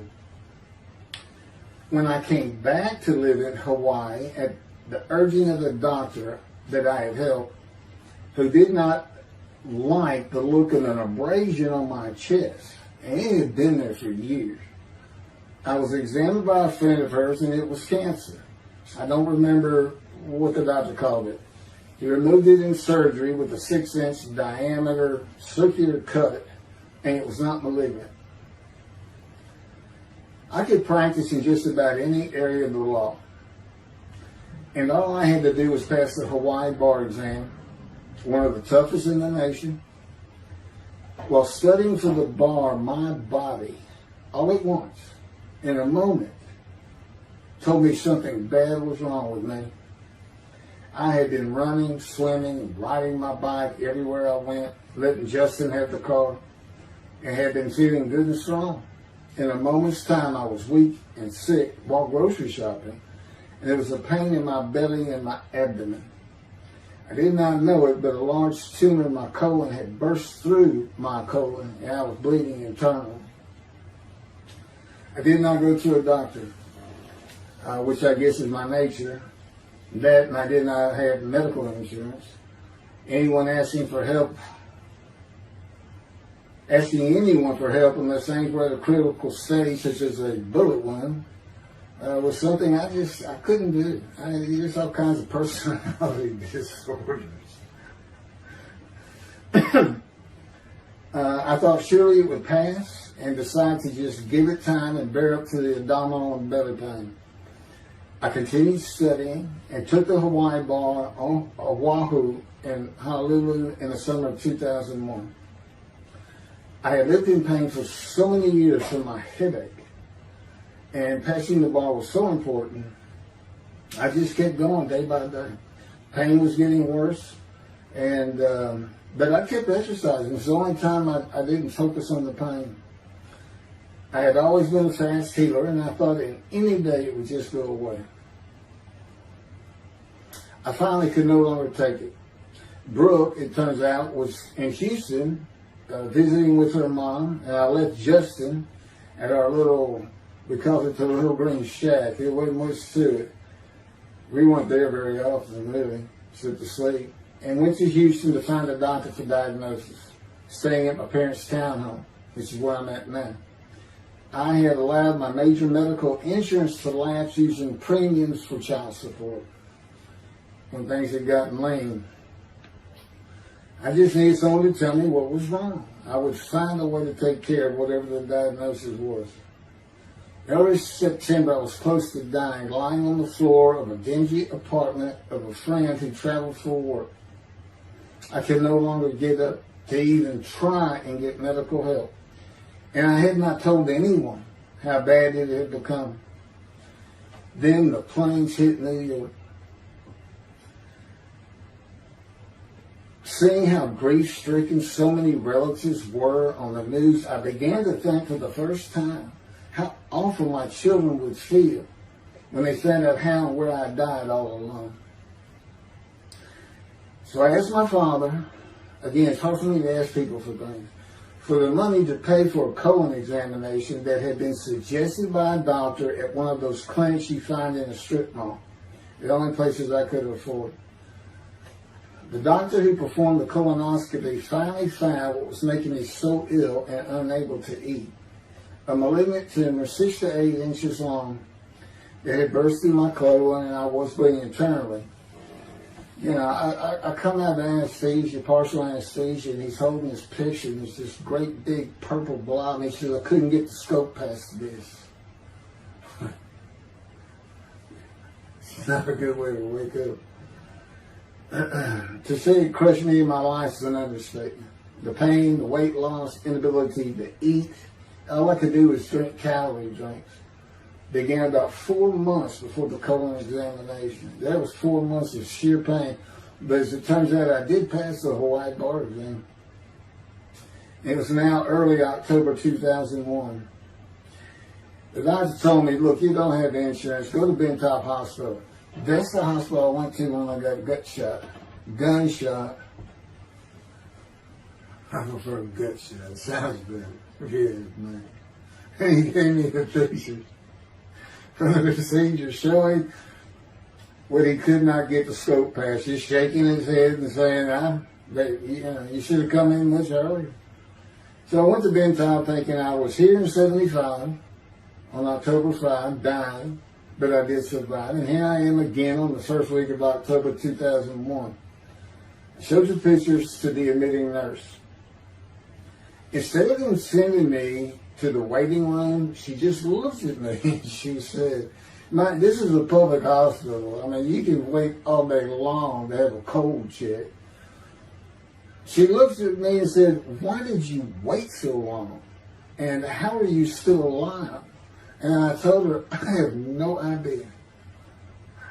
She did not send me to the waiting room. They had an orderly take me immediately to a room.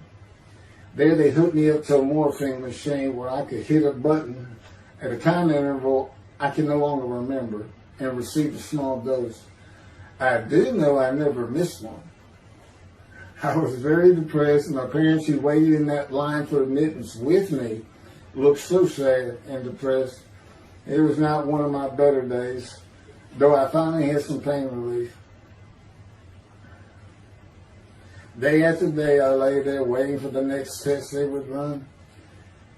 It was during this time I received notification that Denise had filed papers in the divorce court to recover monies for the time I was taking care of 2 of the children. It's also when I received notification from Hawaii that I had passed the bar exam. So, Bentop Hospital, what a lifesaver. I mean, young surgeons in like Baylor University, medical schools, it's a prime position to get your hands on if you're going to be a surgeon. Because you're in surgery all day long and all night long, as long as you can stand up. They're bringing people in. It's just a real hot spot in Houston and a great hospital. But it's not a place you want to stay. You really don't. My doctor would come in and be out so fast I never knew what was going on. He did tell you my previous surgery to my abdomen, where they opened me up from stem to stern, complicated removal of the tumor. On October 25, my son's birthday, who was now stuck in Hawaii, They cut me open again and removed the tumor. It was about a week or so later, I was released with a schedule for chemotherapy. I returned to the dingy apartment all alone, and I just stared at the television for weeks. I did, and chemo was so depressing for those who had to go into it. A small room with big chairs for about 20 people who all looked like death, including me. Everyone with an assortment of bags of chemo dripping into our arms for hours. It took about 8 hours before I really got sick from it. And I had to park a long way to avoid paying for parking and drive a long way to the apartment. It was a very gloomy fall and winter. When I completed my chemo of once a week for 6 or 9 months, more tests were scheduled. I do not remember how many months the chemo lasted. I do remember I did not finish, missing the last 3 sessions. At the end, I could not get out of the door without bursting into tears and just not go. It just wore me down to nothing. On the right side, it was my goal. I had my own apartment called the Loft. It was brand new and very nice on a bayou close to downtown Houston with a running trail alongside it and lots of woods near Memorial Park where I had been running a 3-mile circuit since high school. I returned to being told for follow-up tests, including x-rays of my chest, and the colon cancer had not returned then and to this day. The chest x-rays were another matter entirely. The doctor told me he had bad news and showed me the x-rays telling me the white spots I was seeing was cancer. They were everywhere. Lungs full of cancer, he said, at a stage I could not be treated with any success. My dad was with me, and I asked the doctor, well, what does that mean? And when he said you need to prepare for death, the look on my father's face was so sad and hurt at the same time I'll never forget. And we've been through some tough things in this house. Every house we've been in. It didn't affect me one bit. I did not feel anything. I was too beat down from the chemotherapy to care, I guess. God tells me I had a lot to do with that. In fact, no matter what they said, I didn't think I was going to die. But I didn't know that. I just wasn't having that conscious thought. And God says he had a lot to do with that. Of course, he hadn't spoken to me yet. I had never seen a doctor for cancer or any other ailment since that day. I had to get Justin home was all I thought about. But I needed money. I found an old client that needed a title opinion for a drill site well. I struggled through that and got my boy back to Houston. And it was tough. I was so weak. And it had been so long since I really had done any title work. And just going to pick the work up and visiting with the client was a major to-do for me. But we got there and I got Justin home and he went to live with some childhood friends. This is now 2002 and going into 2003. I just walked all over the running trails in a 3-mile loop at Memorial Park and in the woods day after day. I didn't think about dying, but I did start. But I did not think about restarting my law practice either. I watched a lot of television and played video games. I watched the Tour de France for the first time and got inspiration from Lance Armstrong. I was still alive though, and the funny thing was my lungs never bothered me. I was never sick. It's because God had already removed it. After I got the news I was dying of lung cancer, he took them from me. That's what he tells me. And I don't have any symptoms. Well, as you'll see right here, in 2005,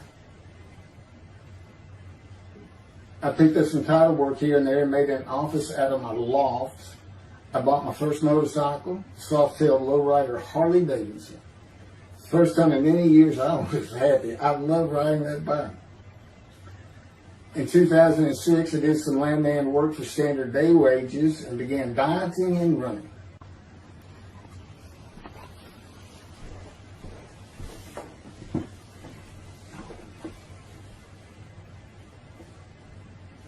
Once again, my camera only goes for 29 minutes and 59 seconds, and I'm gonna back up just a little bit. In 2006, I did some land work for standard day wages and began dieting and running. I had never been a swimmer in terms of training for it.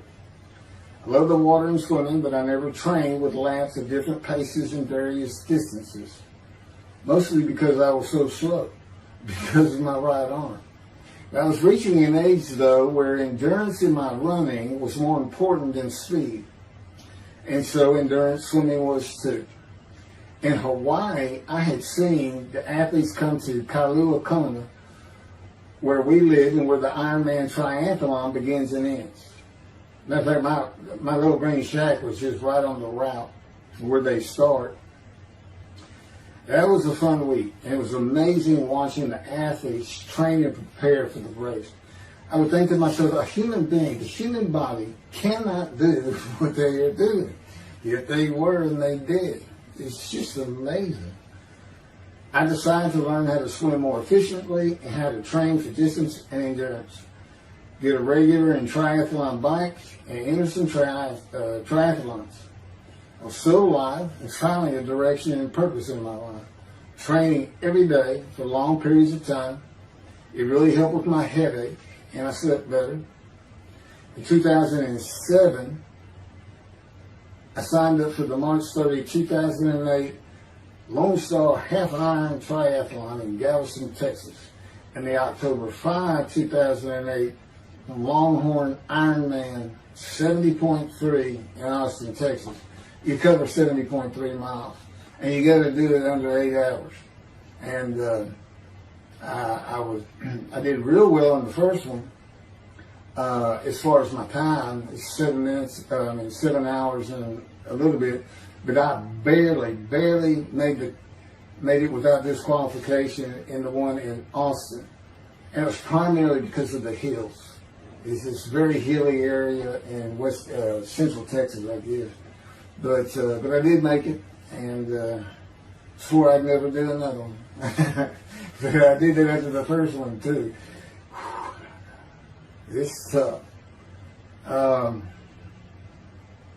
My insurance is still paying for my inability to work, primarily based on the headache and a diagnosis of PTSD.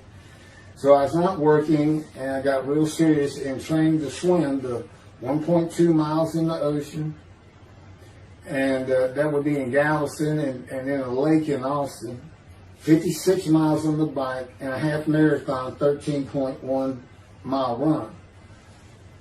That's what I was able to do with a diagnosis in 2001 of lung cancer that could not even be treated, stage 4. And that's just about impossible. It would take a miracle of God for that to happen, because generally you're going to die within 1 year.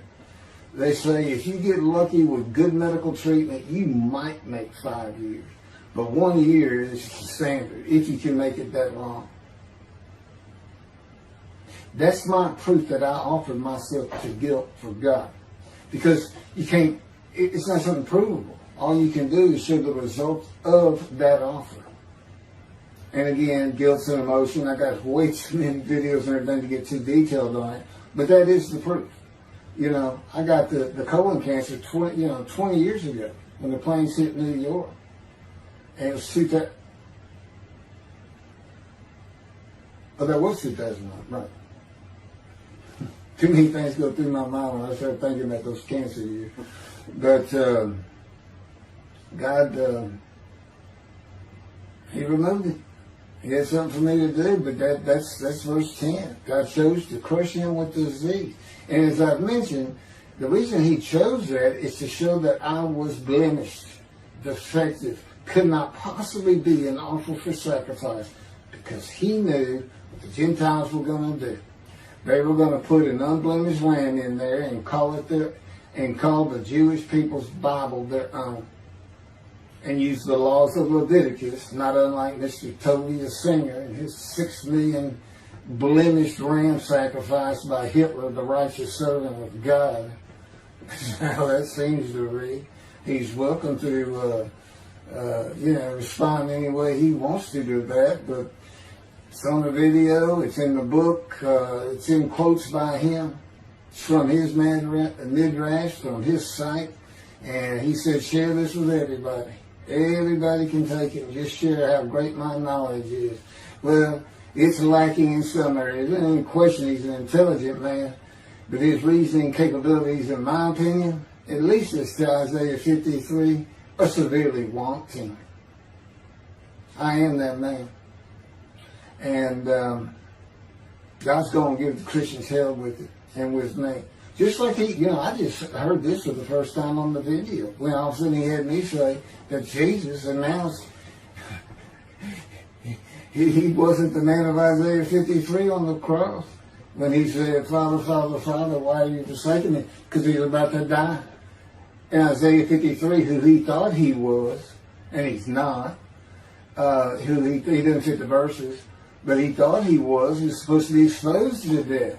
They give him long life, so boldly he goes into the Roman Jerusalem and gets himself taken up. He's not worried.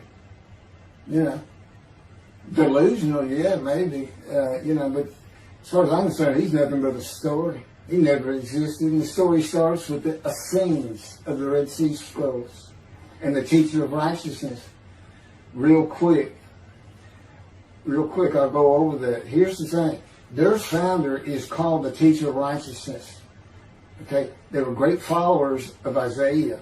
They had the great scroll of Isaiah. They're prolific writers and copyists. They had their own gate at Jerusalem. The Essenes gate. Now, the New Testament never mentions them. You got Pharisees, Sadducees, Essenes, but they never mention an Essene. And Jesus, quite frankly, would have been one of them. Because they embody who he is. They didn't like riches, hated sinning. They didn't like material things. They removed themselves from Jerusalem, in the most part, to those caves by the Dead Sea for that very reason. But they did have a gate. They still had people who would be there. And you know what they would do at the gates? Tell stories. That's what you do. You tell stories. And it is a great story. Here's this guy. He's connected with God. Back then they believed men were gods. Caesar was a god. Over in Egypt, you had the same thing going on. It's a common thought that men could be gods. And this story just springs up. And they didn't even question. They'd have gone and questioned it. I mean, they're sitting right front and center in Jerusalem. You think they didn't hear? This man walking on water, raising the dead, feeding 5,000 with 2 fish and 5 loaves. Turning water to wine. That alone, Rome would have said, Caesar would have said, he does what? He turns water to wine. Bring him to me. Don't touch a hair on his head. You don't kill the man who turns water to wine. You send him out with your armies. Make your men happy. It's there's so many ridiculous aspects to it. Most particularly, God performed a human sacrifice for the sinning Gentiles. He's left the sinning Jews for the sinning Gentiles. But he gives them an out, these Gentiles, not his church. He gives them an out. I know, I'm going to kill my son for you. So that you'll be forgiven of violating my commandments and laws. If anybody knows God, and the Jews do, and I know him like nobody's business, that's not him. That's not him. I mean, he told the Jews, I'm never going to leave you, but I will punish you. Now, that's him. That's him. And he'll put you to hell just to make you a better person, a better people. And he has no plans of changing that. He's not going to change the minds and the thinking of billions of people to make them love the Jew. He's just not going to do it. And the practicality is, he didn't create man for him to even be able to do that. Now, he could have created humanity where he could do that. He could change the mind of everybody at the same time. But I'll tell you on this, he's been working on my mind for 13 years. It is one brutal cop bump. It's a very one-on-one affair. Now, he says, I could just kill everybody. I mean, that's easy enough. That's easy. I just kill everyone, but He said, that's not, it's all about this. You got to know how to read the Bible. It's written for antiquity first, and the Dark Ages, and then the Age of Enlightenment. I mean, basically he's saying you've got to go back over it. You've got to check these guys. You've got to check Rambam and his speech. God's going to make the world speak Hebrew. Or, they will be the pure speech. You got to check some of this stuff. And I read Rashi's, I went to his Isaiah 53 Midrash, and all I can say is very unimpressed. I've seen what he has to say in Malachi. He didn't pick up on any of this. He didn't know what the angel of the Lord is, the angel of the covenant that you desire.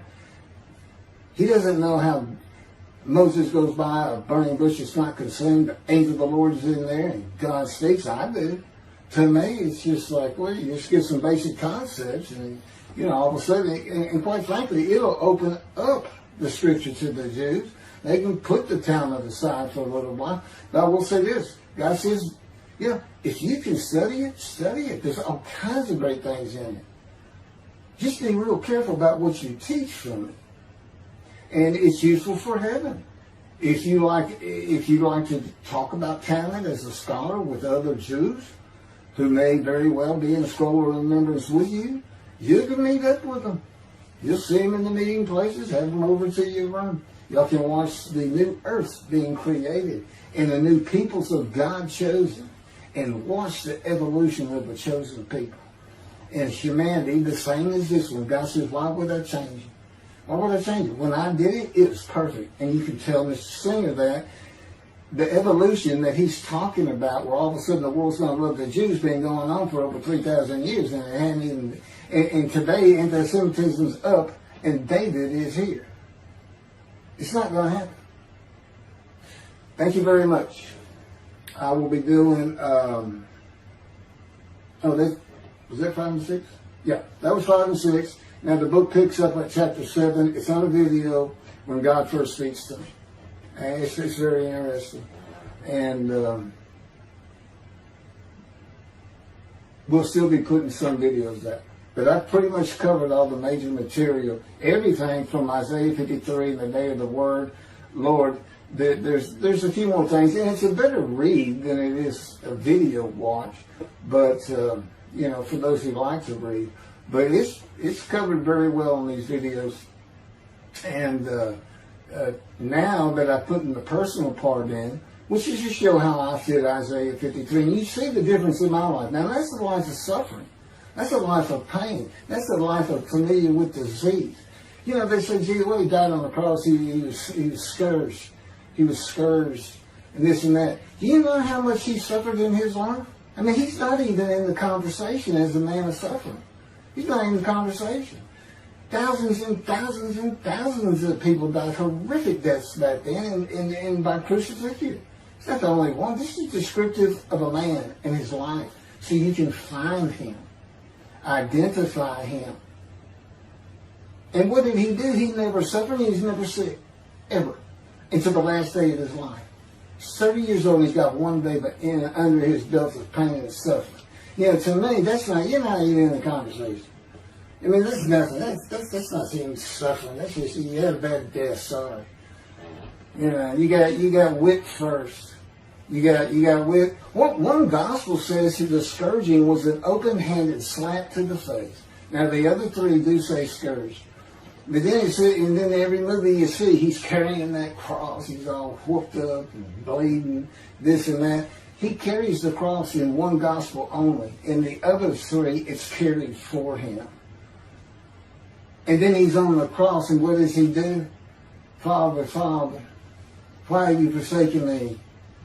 And then the gospel says, one of them, and then he gave up the ghost. He gave up and died. I laid in the back of the ambulance for 8 hours, doing everything I could in my power to stay alive. Just gave up the ghost. There's another video where we make that a little bit more humorous. Anyway, thank you for listening, and I guess that's it. Thank you.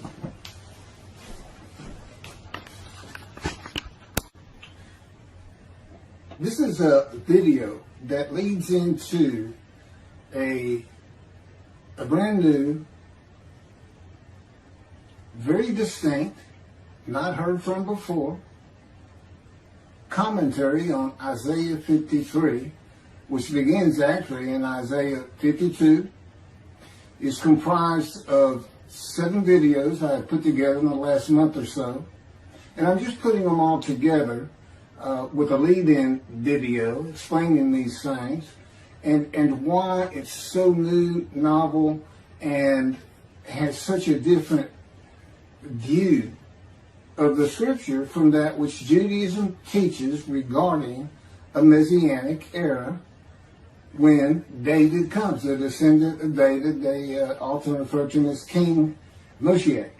Moshiach means the anointed one. And you'll get the idea from the title of this video real quick. God speaks to an atheist. And it began like this. The doctors who gave me 1 month to live from lung cancer in 2002 that developed from my colon cancer metastasizing would have been surprised that I was still alive, to say the least. I had stopped thinking about the lung cancer years before. The white spots in the x-rays that filled my lungs, like the stars in the night, did not inhibit my breathing or slow me down in any way. At this point in time, I'm training for my first triathlon. And I didn't start small. I did a half Ironman. It's 1.2 miles swimming in an ocean, 55-mile bike ride, and half marathon, 13 miles. They call it the 90.3. One Saturday in the fall of 2007, I was cooking lunch in my small kitchen, post-divorce, and at the stove, when God said, from just a little behind me, as though somebody was speaking to me right here, and above my right shoulder, which is disfigured, wash your hands. I turned around to the sink, washed my hands, and turned back to the stove. Now understand, I've been an atheist for 50 years. I mean, I completely denied the existence of God. And then from right here, a small, quiet voice, like an account they had with Elijah at the cave, said, wash your hands. And I simply turned around, washed my hands, and went back to the stove. I didn't say a word to him. I didn't even keep thinking about it. I just did it. That was it. It was as though he had always been there. Just as to Adam. That's what I liken it to. And he dictated this to me. This is from my book, the book of my life that God dictated to me. It's called The Righteous Servant of God of Isaiah 53. No, the life of God's righteous servant of Isaiah 53. And he put it together. And he did it because he actually came to me, as Jeremiah would say, in the womb, but in my first year of life. And like Ezekiel, lit and entered me. So that part of chapter 11 of Isaiah happened well over 62 years ago. That's when that happened. That's when Moshiach was here. For all these rabbis and commentators who have been saying, he's here, no, he's here. Well, he's been here. I've been here a long time. I just wasn't prepared and hadn't even heard his voice yet. But what he did, with Jeremiah, he made sure he was a priestly, godly man and guided his life. With me, it was to make sure I fit every single verse of Isaiah 53 as only I can explain it, what it's for, what it all means, and live a life of suffering familiar with disease. God chose to crush him with disease that he would offer himself for guilt and receive long life to see his children. That's my proof that it happened. They told me 20 years ago, we can't treat this lung cancer. It's too advanced. You're going to die. And you're going to die real soon. You need to prepare for it. And it did crush my life. I stopped working. I just kept waiting to die. And I didn't die now. I'm training at this point in 2007. I'm training for a triathlon. I finally said, "The heck with it all." And that's the proof. Crushed with disease, exposed to death. That's in verse 12. Exposed to death, and here I am. 20 years later, still going. Hadn't seen a doctor since. Never received any treatment, which is unheard of with lung cancer. And had colon cancer before that, and had skin cancer. I'm a man familiar with disease, that God chose to crush the disease. And these 7 videos put together as one. Obviously, I wouldn't ask or want, and I couldn't do it to listen to them all at one time. But I know you can mark your spots and everything. But it was spread out in 7 different videos, and I thought, well, the next video I'll do, I'll have a preamble to it and explain. This is not fooling around. Once you learn my version, which comes from God, of when Moshiach comes, the day of the Lord, which is left out of the Messianic era. But if you ignore me, God says, as my role as Elijah, God says, when he does return to his temple suddenly, it's going to be with, and it's not there, it's going to be with utter destruction to the land. Okay, all this is explained, so I'm not going to keep going in detail and carry on with God first speaking to me, but it was as what Adam would have felt like. This is natural. I mean, to him, having somebody speaking to him from above him, from up here, from within him, it's perfectly natural. And he wouldn't be falling down in reverence and I'm not worthy and all that. It would just be, this person's always talking to me and telling me what to do. The fact that he doesn't see him wouldn't probably enter into his mind. That's just the natural order of the world for Adam and me, particularly today, 13 years later. Still in God's fire of refinement, preparing me, and now we have the books, they're unpublished, Jewish publisher, Christian publishers, I dare not even send it to them, because how harsh I am on Jesus Christ, who said he was the man of Isaiah 53, and it's because of him I had to get crushed with cancer. That's what that's all about. God doesn't have to crush you to make you offer yourself for guilt. He just seized Ezekiel and put him through the fire of refinement, the anguish of it, and sent him off to be a prophet to the Assyrian, Babylonian exiles, of which he was one, actually. The book of Ezekiel is the key to Isaiah 53. That's my background. See, God, these videos, everything, the way where he put angel of his presence and Holy Spirit, that Judaism doesn't recognize. A host of the Lord's host. It's in the book of Joshua, one time. He did it so they wouldn't find it. He knew what this was going to be about. These are my proofs. This is what it's all about. He set it up for me to be this controversial. You just got to take the Messianic era of Judaism and toss it out the window. And you'll understand why, when God has me explain it to you, he controls everything I do, think, and say. Finishing preparing lunch and ready to watch a Texas A&M football game, I headed to the living room, and God said, "Get a napkin." I turned back to the kitchen and got a paper towel, sitting on the couch from about the same place. Sitting on the couch with the television on and my plate in my lap, God said, "Get your TV tray." I got up, set my TV tray in front of me, and placed my plate on it, began eating and watching the game. That night, I was in bed reading a book. From the doorway, God said, "Tomorrow we're going to Bed Bath & Beyond, the store, to buy a shower curtain, sheets, pillowcases, and shop in general for things that you need." I said, "Okay." and continue reading my book. That's God spoke to an atheist. That's how it started. We call it the early years now when we talk about it. It was so different from the way things are and all the same in the same breath. And I have since learned this. It was by his power upon my emotions and thoughts that his presence with me was though he had always been there. In other words, when you read in the Hebrew Bible, God calls somebody's name like little Samuel, and he says, here I am.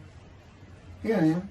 Now there's some accounts of people falling to the ground, but he can put a silent knowing to you. He can put knowledge within you, your mind, where you never hear a word from him. In other words, put into your mind the God of all creation is about to speak to you. And he doesn't have to say, stay calm. He controls emotions. He told me, Keith, I created emotion. And there's nothing I can't do with yours, and believe me, it's been proven to me. I'm not going to get into all that. And then this story goes on. It turns out he had been like Jeremiah from the womb. Let me pass by that. I've never been affiliated with any church or synagogue. I've never had any teaching from yeshiva or seminary. Throughout my life, I did not. Let's put it this way. I was the actual opposite of Jesus Christ. Actual opposite. I'm a sinner. You know, I mean, he took me back. He said, look, you know, because I said, well, I wasn't that bad of a sinner, was I? He said, really? Here we go off in vision like the story of Scrooge and the Ghost of Christmas Past. I said, I started getting smart with him. This is us talking friend to friend. I can talk to him like he's just a buddy sometimes. There is a line I know not to cross. I said, why would you call that a sin? Why is that a sin? He said, Keith, it's a sin. You lied. I said, yeah, but if I didn't lie, I was going to jail. He said, but that don't make it good. I said, well, which comes first? Going to saving yourself? Or lying? And so what? I didn't believe in you anyway. I wasn't worried about going to hell either. It's just, I didn't think about those things. He tells me, man, I didn't let you. That's why I was with you from the get-go. He wanted me to be fresh. No preordained, settled in thoughts and beliefs on anything. And of course, I grew up in Texas for the most part, so it would have been Christianity. I didn't associate with anybody who was religious. I didn't even know what the term Jesus freak meant. I didn't even know that Jesus died for my sins, supposedly, in their theology. And I didn't know that there was a problem between Judaism and Christianity. Jews and Christians. I didn't know that. I had plenty of Jewish friends. You know, I was in the late 60s, 70s, my formative, going into my teen years, and, you know, he treated everybody as an equal. I never thought about it.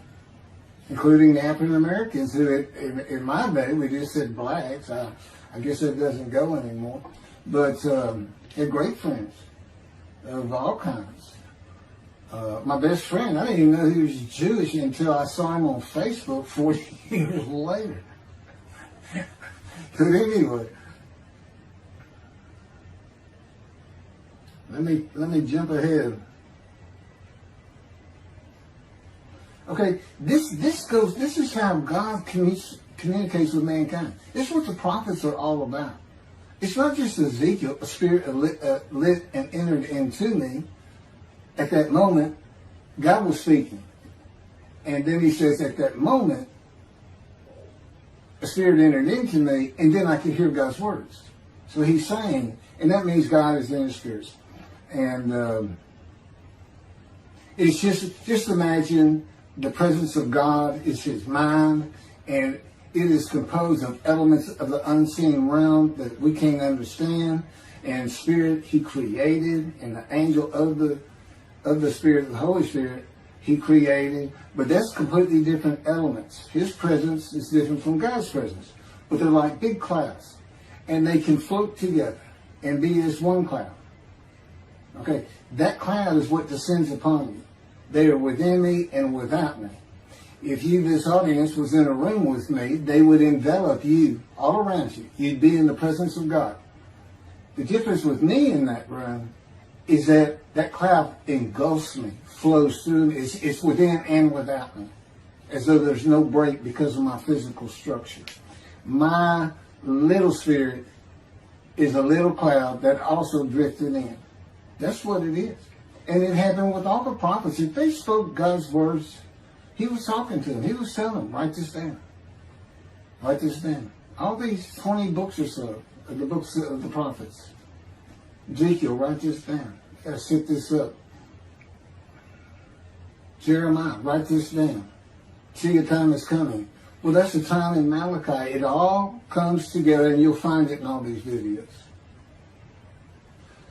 So, and it doesn't just include Moses and the prophets. The man who wrestled with Jacob. Jacob says he wrestled with a man in divine beings.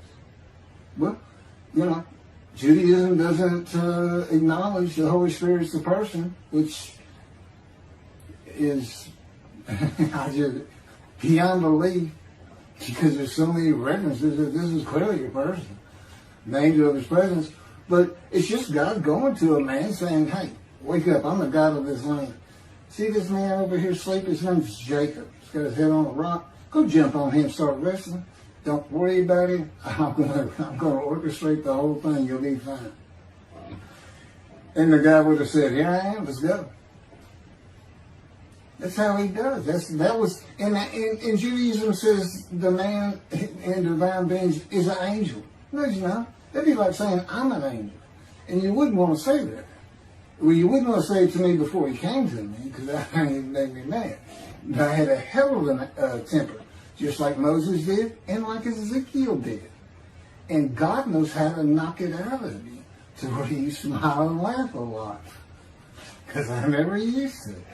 Well, you got to read the book, and you'll get it. You'll get it. I'm just, just like a lot of people, I've been through too much, hurt too much, suffered too much to have any thought that there's anybody upstairs, who cares about me. It's just don't even mention his name around me.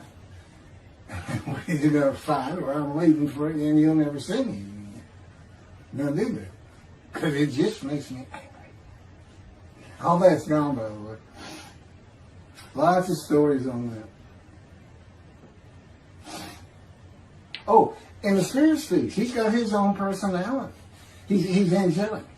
He has a very childlike voice, and he's just nothing but a ball of humor. He didn't ask me to say he's the greatest comedian of all times of the universe. And he's just a joy to talk to him. And he has the smarts of God, as he tells me. But I have instant communication with him. I have instant communication with God. It's like there's three persons in my mind. This one cloud is three clouds. It's two spirits in the elements of God's mind. And slow process of 13 years, and it's 13 years of, and this is from Isaiah 53, punishment, wounding, chastisement, maltreatment, crushing, bruising, and I'm telling you, he's relentless. This is the stories, and I have a lot more once I get to Israel, and I have full confidence God's going to get it done. That's one thing I don't worry about. 13 years, a year and a half of trying to get books published, denied by everybody who even bothered to answer me, because it's just so different. And it can only go to Jewish publishers, and it's just like, well, this isn't the stuff we believe, and it sounds like he's saying it's him, and this and that. Well, I was. God said I made sure I didn't get them published. I wanted to do the videos first. You see, I'm not on the executive committee. I don't know what's going on 99% of the time. I don't know what I'm going to have for dinner. I no longer have self-will. I can't ask him for anything. There's all kinds of reasons for that, such as, if one of my kids gets sick and he doesn't heal them up, cancer or something, Am I going to be disappointed? Am I going to be hurt? The answer is no. He's trained me too well to even bother asking. If he's going to do it, he's going to do it. I know he has the knowledge, and he's right here with me.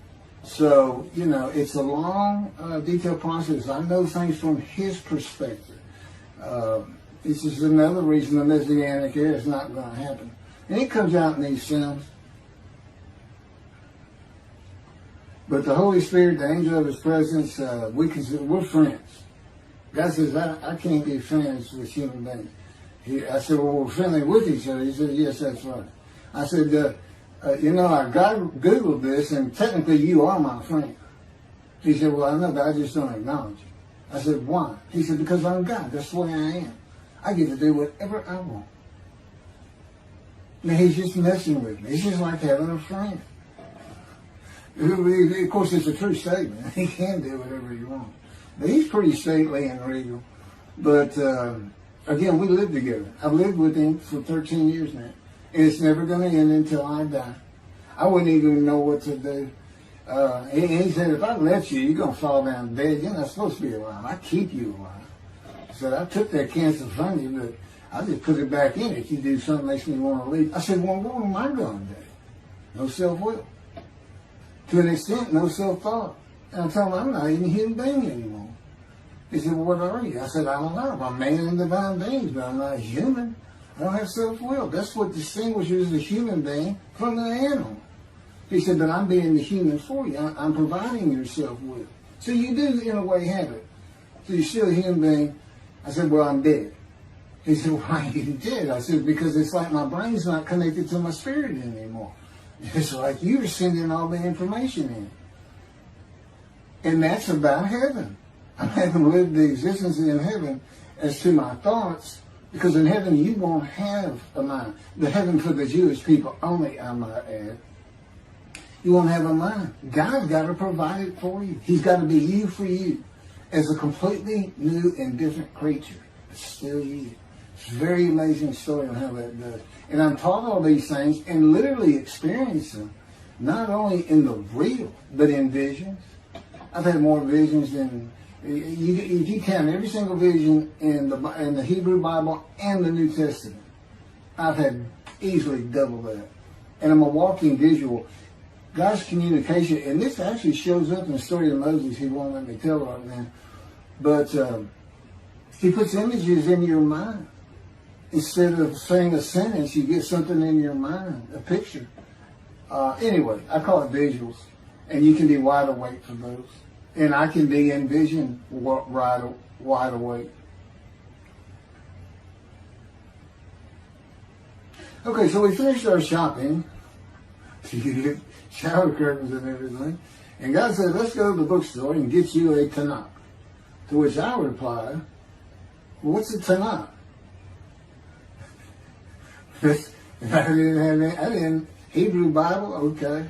Well, I know the Holy Bible, the New Testament and Old Testament. And on we go. I'm starting to learn for the first time. At Barnes & Noble's, we looked at all the Hebrew Bibles and purchased the Jewish Publication Society's Tanakh, the Holy Scriptures, which is a translation that began in 1956. It was published in 85. Men who spent 30 years on the Leningrad Codex, the oldest Hebrew Bible in existence. They started from scratch. I hear these rabbis and people saying, well, I know what these translations are. This and that, and this, and God says, just go with the JPS. They hit it right just about every single time. I've only found one thing that I don't understand how they missed it, but it's in 53. This is the 1985 edition. That's the best translation you can get out there. And I don't just hear God speak to me. His presence is heavy. And I'm also, it says he pinned Ezekiel's arms behind his back with his cords of power. And by his cords of power, Ezekiel could not leave his house. That's in Isaiah 53. He took him from the land of the living. Took him from society. The man of Isaiah 53 lives, so he's taken from society, but that doesn't, from the land of the living, that doesn't mean he died. And there's no crucifixion in 53. So, You start to see how Ezekiel is so important in this, and that's where you find out about the covenants of friendship that come with God in the day of the Lord when Moshiach comes. Again, you don't hear anything about it in this Messianic era. I'll tell you this. I think the Jewish people are going to like this better. I think throwing out all that rubbish Judaism has been teaching from back in antiquity, that's where they're stuck, and see what's really going to happen with God coming back, a man in divine being, with the capabilities of Moses, Elijah, the descendant of David. All their attributes, okay, are in me. I can be each and every one of them, and I can be all four of them at one time. And God can speak to me. So, it's going to be fun. And he wants his temple rebuilt. That's the purpose of Isaiah 53. It says, a purpose which might prosper of God. But it doesn't tell us what the purpose is. Well, we find it in Malachi 3. I'm sending my messenger before me to clear the way for me, and I shall return to my temple suddenly. But the covenant that comes with David says, I'm going to place my sanctuary amongst you. He already knows it's not going to be there. And then we have Elijah in Malachi 3. Well, he's got a purpose that might prosper. And if it doesn't, God comes with utter destruction to the land. And again, you don't hear it with the Messianic era. Utter destruction to the land. There's 7 million Israeli Jews. How can you not read that and go, that sounds an awful lot like, I'm going to raise up armies against you? How can you just ignore that? Well, anyway, we're getting fixed up. And the purpose that might prosper, I never believed that. I think that just hooks the man of the righteous servant of God of 53. I think that puts him with, he's got the same purpose as Elijah. Elijah's supposed to bring the families back together through the laws and teachings God gave Moses, or being mindful of them. That's the new covenant. It's an amendment. It's an amendment that also has a new inclusion of sin forgiveness. Over the last 63 years, God's presence has resided in Texas, Louisiana, Florida, and Hawaii. And he is more than ready to return to his land, Israel. Because wherever I am is where his presence is, and those are all the different states I lived in over this time period.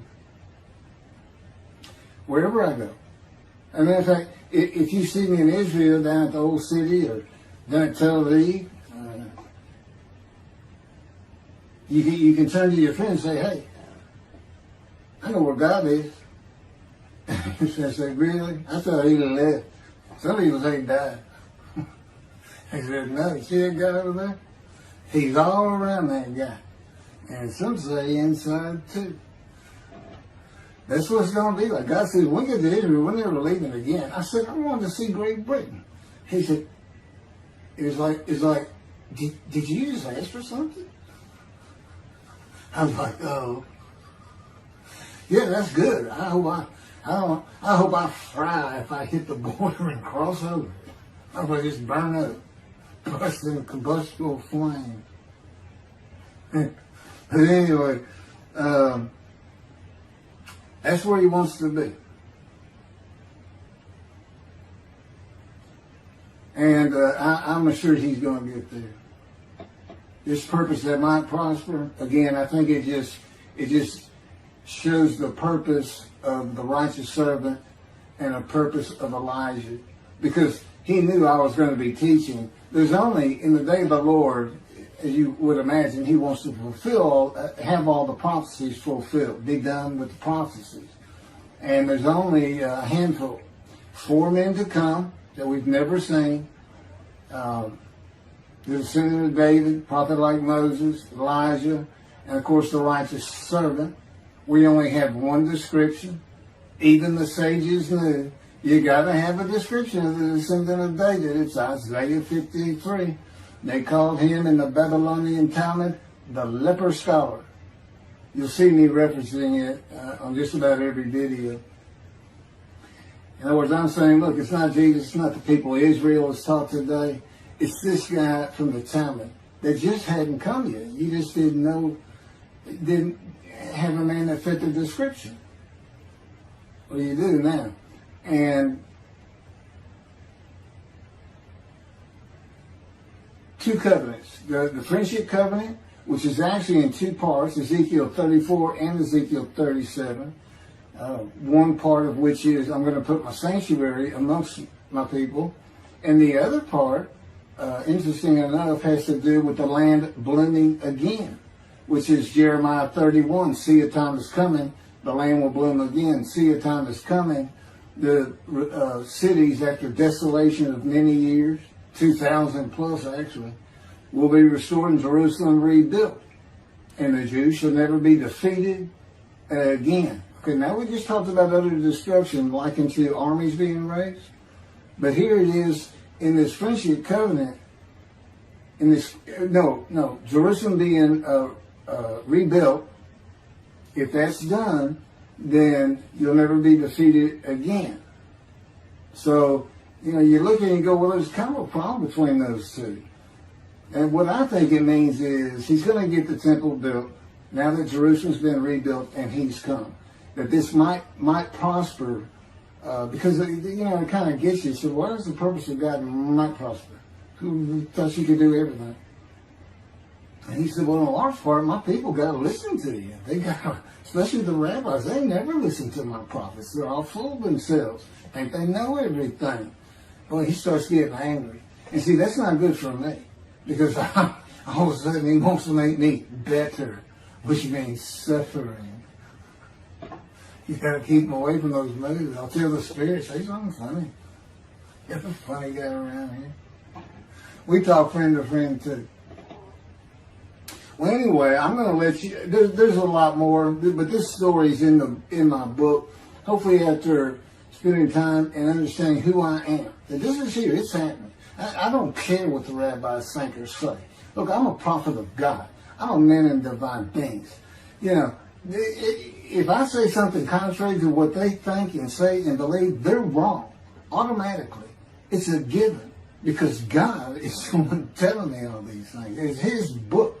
They're wrong automatically. And He is livid that I'm having this problem with Isaiah 53 being the people Israel.